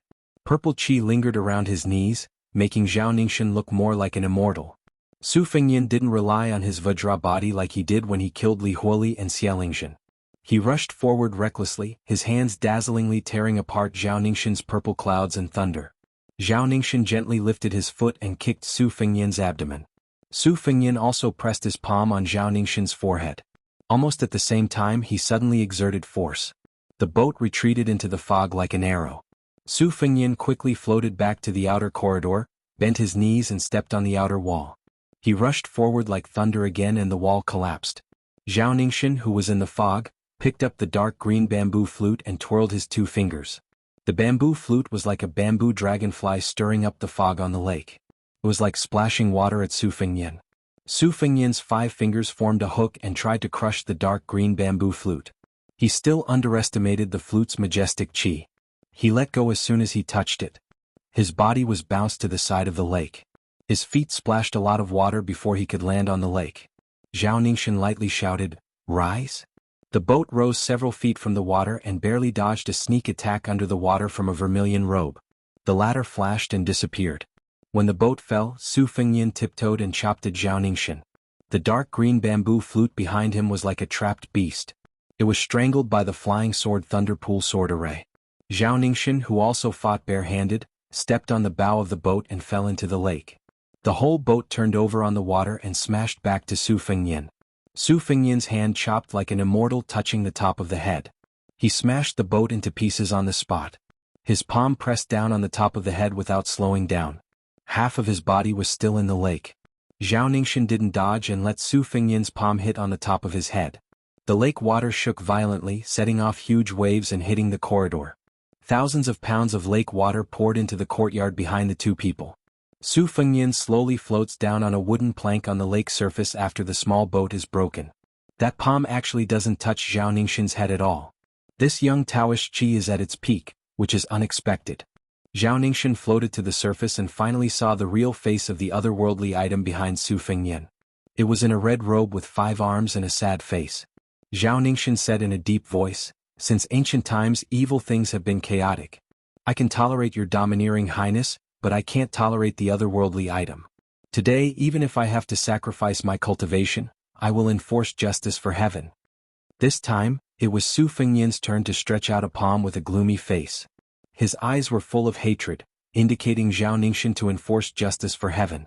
What a good, enforce justice for heaven. On the top of Kuanglu Mountain, there were celestial beings who went out of body. There were celestial beings who were angry and spitting out purple gas. They said that they would enforce justice for heaven. Zhao Ningxin didn't dare to be distracted. He breathed heavily with his palm on the back of his left hand, facing the East Taoist ancestral court Longhu Mountain. "Please?" 3 words in 1 word. "Please allow Longhu Mountain. Please celestial beings come down to heaven. Please come down to earth." A portrait of the first ancestor fell to the ground in the mansion of celestial masters. A purple thunder as thick as a pillar blasted down from the sky. After a blink of an eye, Zhao Ningxin's face was blurred and his whole body was purple gold. Chapter 837. There were portraits of the ancestors hanging on the wall of the Temple of Dragon Tiger Mountain. The portrait of the first ancestor fell without any wind. A dozing Taoist boy guarding the hall was so scared that he did not dare to pick up the scroll. He hurriedly reported the situation to the residence of the Taoist master. Xianxia, who was in charge of all Taoist affairs, quickly walked into the Temple of Dragon Tiger Mountain. She was pleasantly surprised, but there was still a trace of worry in her heart. She knelt down in front of the Temple of Dragon Tiger Mountain and carefully picked up the scroll. Bai Yu, an outsider of the residence of the Taoist master, slowly stepped over the threshold. Mr. White Lotus, who thought he was a bookworm, had hurt his eyes from reading, so he walked slower than others. He squatted beside Zhao Danxia and was lost in thought. Zhao Danxia, the head of the Liang Taoist, asked softly, "It's inevitable that fortune and misfortune depend on each other. But in Mr. White Lotus's opinion, how much fortune and misfortune are there?" Bai Yu shook his head and said, "The divinations are a mess." But since Attentive Mind was able to invite the first ancestor of Dragon Tiger Mountain, compared to inviting the 3 modern ancestors 100 years ago to kill Lu Songtao of the Devil Cult with the 10,000-mile Sky Thunder Nail, Attentive Mind can rest assured. Since he is enforcing justice on behalf of heaven, he will most likely use great fortune to eliminate misfortune. Bai Yu really can't think of anyone in the world who can suppress the first ancestor. Wang Xinji is only a few people who can fight, but on the Spring God Lake, Attentive Mind will undoubtedly win. After this battle, it will be a great thing for Dragon Tiger Mountain. Zhao Danxia respectfully hung the portraits of the ancestors in the middle of the wall. After hanging them up, she knelt down and kowtowed. Then she stood up and took a few steps back, looking at the wall that was filled with the portraits of immortals from different dynasties. Even a Jinren like her felt a little high-spirited. Most of these ancestors who had ascended were the biggest protective talismans of Longhu Mountain. They had stood tall for nearly 1,000 years, while the Liang dynasty had only been around for 200 years. If it wasn't for the fact that the #1 blessed land of Taoism, the Earth Lung Mountain, produced an evil dragon that was related to the Dragon Tiger Mountain and affected the Dragon Pool Golden Aura Lotus, this place would have almost become a pillar of luck that was on par with the heavenly gates.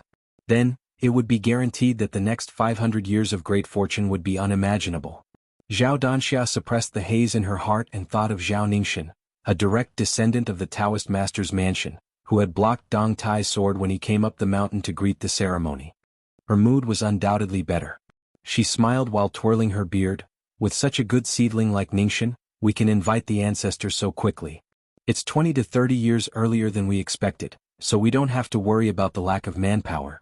With Mr. White Lotus's wholehearted support, Mount Longhu will have no worries." Bai Yu suddenly rubbed his eyes hard and stared at the dozens of portraits on the wall with a horrified expression. Mr. White Lotus's vision was weak, but his mind was sharp. He vaguely sensed that there was a strange phenomenon. Xianxia's cultivation was profound, so she was only a step slower than Baiyu. She noticed the abnormality of the portraits on the wall, which had never been seen before. Almost all the portraits of the ancestors showed signs of collapsing. Only the portrait that looked like Xianxia was able to escape. None of the others were lucky enough to escape. Baiyu muttered absent-mindedly, "Impossible, impossible." The feather minister was uneasy. He knelt down heavily with his right hand covering the back of his left hand and sobbed. This unfilial descendant, Xianxia, kneels down and begs the ancestors to show mercy. In the night, Mount Longhu seemed peaceful, but in fact there were turbulent undercurrents. A year after Mount Wudong was sealed off, most of the Taoist temples began to welcome pilgrims from all over the world again. However, the temple with a statue of Jianghu the Great was still closed to visitors. Qin Zhao and Song Jiming, who were the most senior Taoist priests, lived in seclusion and rarely came out. They only occasionally went in and out of this temple. Fortunately, Mount Wudong was used to these kind old Taoist priests being elusive. Unlike other famous Taoist caves and blessed lands, the slightly senior Taoist priests were busy entertaining high-ranking officials and dignitaries. How could they have the time to concentrate on cultivation? After the old chief Wang Zhonglo, Mount Longhu had two young new chiefs. However, the incense in Mount Wudong did not decline but instead became more and more prosperous. This made the Taoist and Taoist children on the mountain feel happy. However, with the example of the senior Taoist, they did not feel that they should be condescending when the incense was prosperous. Even the youngest chief in the history of Wudong, Liu Fu, was no different from an ordinary Taoist. Other than personally teaching subjects every day, he often set up a stall to tell the fortunes of ordinary pilgrims. Some illiterate pilgrims also asked him to write letters home. Liu Fu did not refuse any of them and wrote in regular script meticulously.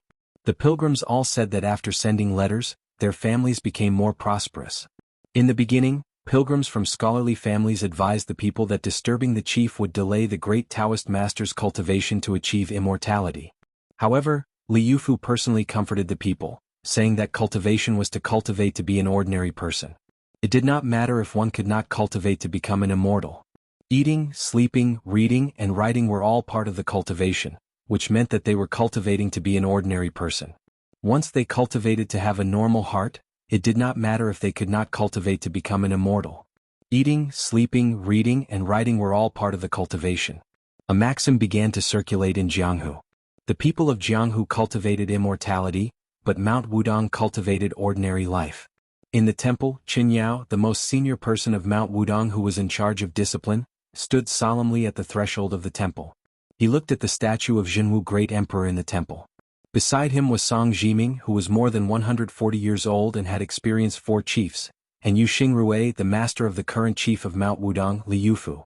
The 3 Taoist priests looked extremely solemn. Yu Xingrui was a person who could not hold back his words.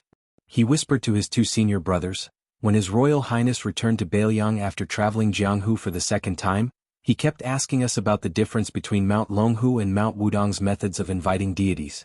According to the scale of this grand ritual of Zhou Tian, which deity of Mount Wudong would you like to invite? Originally, if little junior brother was willing to ascend, it would not be too difficult to invite ancestor Lu to descend. At least it would be slightly easier than attaining immortality. But then again, even if it is not as difficult as ascending to heaven, with His Royal Highness's current cultivation, the key has never been cultivation.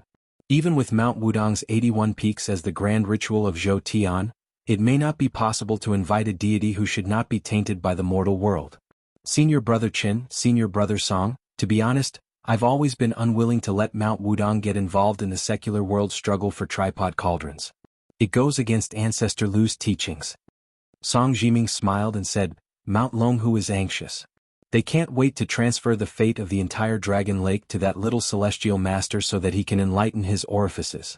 But cultivation is like climbing a mountain. One has to be down to earth and climb the stairs. There is no such thing as letting the mountain come and help me. Mount Longhu has produced many deities with the surname Zhao, but, before the old Taoist priest could finish, Qin Yao suddenly turned around. A bolt of purple thunder smashed down from the sky. Qin Yao frowned and said, that little celestial master is indeed not vulgar. He forcefully enlightened his orifices at such a young age. How good would it be if he could do it step by step? There is one more fully deserving Taoist priest in the world. So what if he suppresses Mount Wudong? At this time, the 3 seniors of Mount Wudong did not know that the 5 words, banishment to 3,000 miles, on the statue of Jianghu the Great behind them were gradually disappearing. Chapter 838. On the Spring God Lake there were many navy warships. The king of Jing and Zhao Sun personally boarded one of the Yellow Dragon warships. Beside the king, who was wearing a bright yellow robe, there was a woman with a white veil covering her face. She had a graceful figure. The strategist behind the scenes, who had been following him like a shadow, did not follow him today. The reason was that Zhao Sun was selfish. After the sudden death of the old king of Jing and Zhao Heng, the number of trusted aides of the young king could be counted with one hand. Among them, there was only one man and one woman that he trusted. There was no need to talk about the blind Lu Su. Both the old and the new king treated him as a national scholar. Zhao Sun was also well aware that in addition to the shaky title of king of Jing, the most precious thing was still the strategist with extraordinary military strategy. Zhao Sun sincerely valued Lu Su, even to the point of reverence. But because of this, when Lu Su intentionally or unintentionally showed indifference to the woman beside him, it made Zhao Sun very embarrassed. He was afraid that Lu Su would be displeased. As the lord of Qingzhou, he never brought the woman into the Jing'an palace. Instead, he hid her in a golden house in the city. For her, he even avoided the matter of concubines several times. It was enough to show her position in the young king's heart. Zhao Sun quietly reached out his hand, wanting to hold her hand, but she gently glared at him. The young king resentfully withdrew his hand. Not only was he not annoyed by her insensitivity, he was instead full of joy. This kind of woman was the most similar to the woman who was destined to be unattainable in this life. Nominally, the previous Princess Jing'an Pei Nanwei had already died for love. If she was at his beck and call, and obedient to his every command, even if the woman beside him looked like Pei Nanwei, Zhao Sun would not favor her and would have long regarded her as a chicken rib. Zhao Sun looked around. The Qingzhou Navy was majestic in his eyes. He was also confident that he could make the Qingzhou Navy more powerful than the Guangling Navy. At this time, his heart was full of ambition. He reached out a hand and pointed to the river as if he was talking about the country and said, "Nanwei, father could not control the Qingzhou Navy at all, let alone make the Green Party bow their heads. But I did it and it only took a year."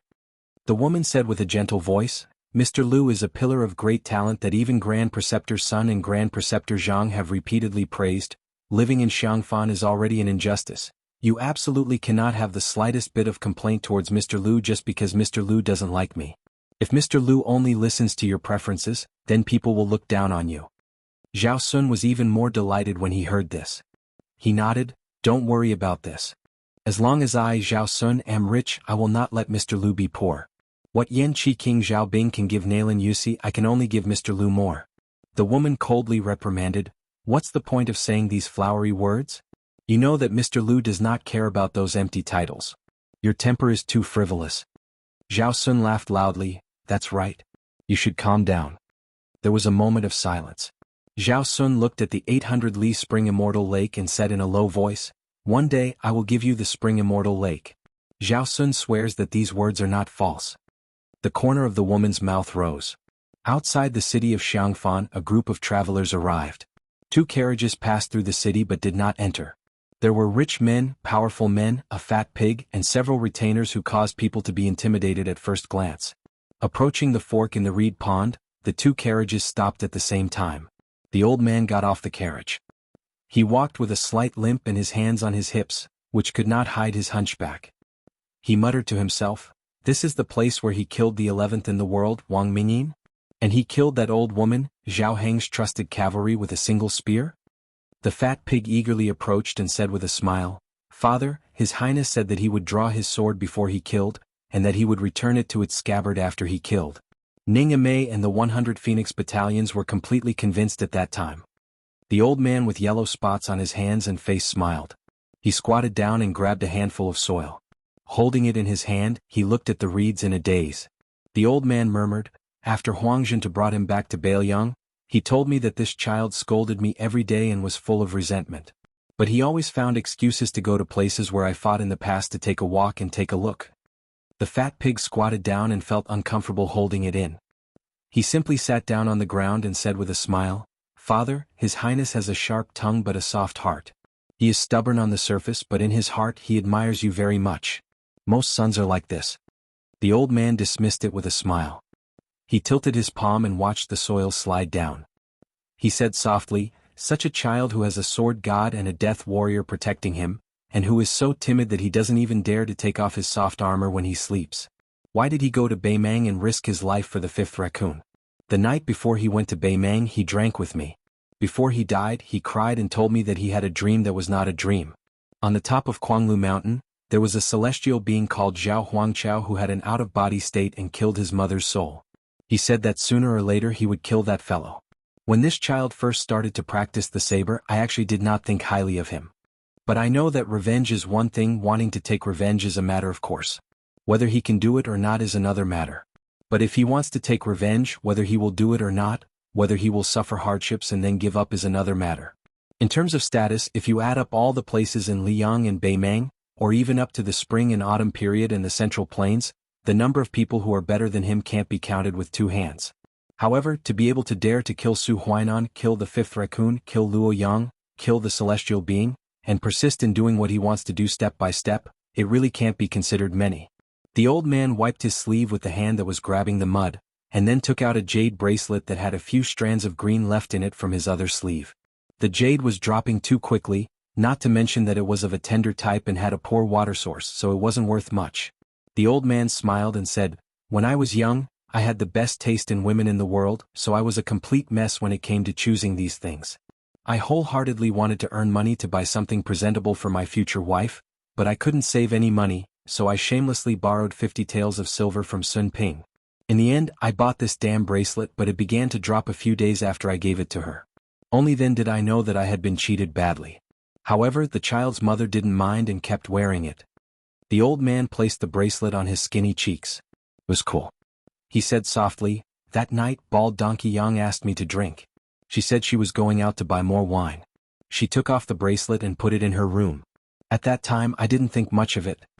The old man continued speaking. He put the bracelet back and slowly stood up. He calmly said, "Whoever dares to obstruct the scholars from moving north into Bailiang, kill them." Bailiang's tiger paw attack was unknown. At the lakeside of the Spring God Lake in the Quick Snow Mountain Villa, it was unknown whether it was Zhao Ningxian from the Celestial Master Mansion or the first Grand Master of the Dragon Tiger Mountain. The Taoist priest was covered in purple gold. His face was blurry, but he had a majestic celestial aura. When an ordinary man was angry, blood would splatter 3 feet. When the emperor was angry, millions of corpses would fall. So what if the celestial was angry? The Taoist priest, whose aura was even more imposing than Quanglu Mountain's Qinglong Zhao Huangqiao, shouted, "How dare you, Su Fengyin, use the Yin object to bring chaos to the human world? You don't know that the net of heaven has a long arm. Under the majestic heaven's way, why don't you surrender?" The Spring God Lake was turbulent. The lake's waves rose more than 10 feet high. They were almost as high as the mountain villa's eaves. The Taoist priest floated. Not a single drop of the lake water flowed into the Quick Snow Mountain Villa. Su Fengyin laughed savagely. His laughter spread throughout the mountain villa. The celestial was furious. This evil ant in front of him dared to be so impudent. Su Fengyin restrained his laughter. His expression was solemn. "You and that Zhao Huangqiao, open your dog eyes and see who is the real mortal." Above the Spring God Lake, the world suddenly lit up. It was as bright as day. Su Fengyin closed his eyes. His hands were placed in front of his abdomen as if he was leaning on a sword. There was a turtle in the Spring God Lake. There was a wordless heavenly steel on the turtle's back. The turtle's back, which was as big as a hill, slowly appeared. Su Fengyin stood alone. Behind him, a celestial's golden foot suddenly stepped on the turtle's back. A giant python rolled out of the lake and coiled around the turtle. After the golden foot, a glorious golden body appeared in the world. It was 100 feet tall and looked down on the world. The Jianghu great emperor guarded the north and ruled the black tortoise. The sound of Sanskrit and heavenly music was endless. A celestial maiden scattered flowers in the sky. They appeared in a flash and then disappeared in a flash. Su Fengyin said slowly with an expressionless face. His voice was as loud as a bell. "How can a celestial be in front of Jianghu?" The face of Zhao Ningxian, who was more majestic than the emperor of the mortal world, suddenly blurred and became clear. The purple and gold aura around his body could not be maintained. With a slight hesitation, Jianghu great emperor, who was hundreds of feet tall, raised his hand and chopped down with a huge sword that did not have a solid shape. It directly shattered the so-called celestial body of the first Dragon Tiger sect's ancestral master. 1,000 miles away, the Dragon Lake in the Heavenly Master Mansion was boiling. None of the Lotus of Providence was left. They all withered and withered, leaving only a small bud floating helplessly. A middle-aged Taoist living on Mount Longhu was flustered and exasperated. His body seemed to be bound by the supreme heavenly Tao. His knees were forced to the ground, creating 2 pits. That was not all. His head was pressed down as well. The Taoist faced Jianghu and knelt down. The Taoist who didn't cultivate the heavenly Tao and only lived in seclusion said with difficulty, "Dragon Tiger Mountain has harmed the Zhao family." Chapter 839. Xianxia, who had been beaten back to his original form, stood on the spring god lake in a daze. He was truly out of his wits. His red robe fluttered around him like a glutton eating a plate of delicious food. Su Fengnian ignored the young Taoist who had mobilized so many people to invite the first Taoist master. He stepped on the Kuei turtle and carried the wordless stone tablet on his back as he paddled towards the spring god lake. Jianghu Great Emperor's golden body turned around and faced the Qingzhou navy. In an instant they were only a few miles apart. Su Fengnian lifted his foot and Jianghu Great Emperor followed like a shadow. He lifted his golden foot and was about to stomp down. The navy warships surrounded the shore of the spring god lake in an arc. The yellow dragon warship that the king of Jing and Zhao Sun was on was the first ship to bear the brunt of the attack. It was about to be stomped down by the golden body. Most of the sailors had already prostrated themselves on the ground and awaited their deaths. The retinue of the king's mansion was much more decisive. They ignored the fear in their hearts and leaped up in an attempt to block the foot of the Immortal for the young king. In an instant, more than 20 people took out their weapons and rushed towards Jianghu Great Emperor. However, they were all crushed back to the ship by the power of the stomp. Zhao Sun's face was pale. He held the cold hand of the woman beside him and looked at the sky. Just when Zhao Sun thought that he was going to die, a man in a plain Taoist robe swept across the water like a dragonfly skimming the surface of the water. He stepped on the flags of the warships and crashed into Jianghu Great Emperor's foot. Su Fengnian hesitated for a moment but still stepped down slowly. Jianghu Great Emperor continued to step down. The young Taoist's shoulder was badly mutilated. He gritted his teeth and said, "Your Highness, you can't rely on the power of heaven to kill people. Even if you use the black tortoise Dharmakaya for a moment, the celestial court and your real body will." Su Fengnian was expressionless as he continued to step down. The young Taoist was already forced to land on the yellow dragon warship. The entire warship began to sink into the lake, leaving only the king of Jing and Zhao Sun above the surface of the lake. After the Taoist panted, he knelt down on one knee and resisted Jianghu Great Emperor's golden body and golden feet. He told Su Fengnian intermittently in a secret language with great difficulty, "Huaibei's ranger He Zhu risked his life to deliver a token to your highness. It can't be delayed. At this moment he has already rushed to the outside of the Quick Snow Villa. His life is hanging by a thread." Su Fengnian frowned and withdrew his foot. Jianghu Great Emperor finally could not maintain his 100-feet golden body and slowly dissipated. The wordless monument on the back of the big turtle cracked inch by inch. Su Fengnian looked back with a complicated expression. Originally, with Xianxia's cultivation and the foundation of Dragon Tiger Mountain, the first generation of the founding ancestor, and the other invited the supreme Dharmakaya of Jianghu Great Emperor. Both Dragon Tiger Mountain and Wudong Mountain could be said to have used all their strength. Even a blind man would know who was better and who was worse. Originally, with Xianxia's cultivation and the foundation of Dragon Tiger Mountain, the founding ancestor could be free and unfettered in the human world for the time it takes to burn 3 incense sticks of incense, while the Jianghu Great Emperor that Su Fengnian invited could only last for half an incense stick's time. However, Su Fengnian did not have much regret about it. Dragon Tiger Mountain and the Emperor of the capital, the 2 Zhao families, had long been integrated into one. They shared fate and shared honor and disgrace. This time he just treated it as beating a dog to show his master. Su Fengnian's original intention was to lure the celestial being Zhao Huangqiao to the spring god lake one day and kill both the celestial being and the celestial being. Xianxian was just by accident that Su Fengnian had no choice but to reveal the heaven's secret and his trump card. However, Su Fengnian did not have much regret about it. The 2 Zhao families, Dragon Tiger Mountain and the Emperor of the capital, had long been integrated into one. They shared fate and honor. This time he just treated it as beating a dog to show his master. Su Fengnian glanced at the young leader of Wudong who was kneeling on the ground to send off Jianghu Great Emperor's 1,000-feet golden body. He did not have any ill feelings towards this young Taoist. In the long run, he had good intentions for stopping him from stepping on the spring god lake. Taking a deep breath, Su Fengnian covered his forehead with one hand. After the sharp pain, he was in a trance for a moment. His mind was as blank as a sheet of paper, as if he had forgotten something extremely important. However, he just could not remember it. Su Fengnian shook his head. Liu Fu staggered to his feet. His lips moved slightly as he sent a secret message, that He Zhu is seriously injured. The sword chi in his body has already formed a shadow. He is only relying on the help of this little Taoist to keep him alive. He will not live for long. Your Highness, please go out of the villa and meet him. Su Fengnian rushed back to the villa and stood on the roof of the courtyard to look down. He saw that a rider took advantage of the turmoil in the villa and rushed straight to the gate. The young ranger seemed to be trying his best to say something. However, at this time, the people in the villa were so shocked by the 1,000-feet golden body that came and went that they had no time to care about such a rude nobody.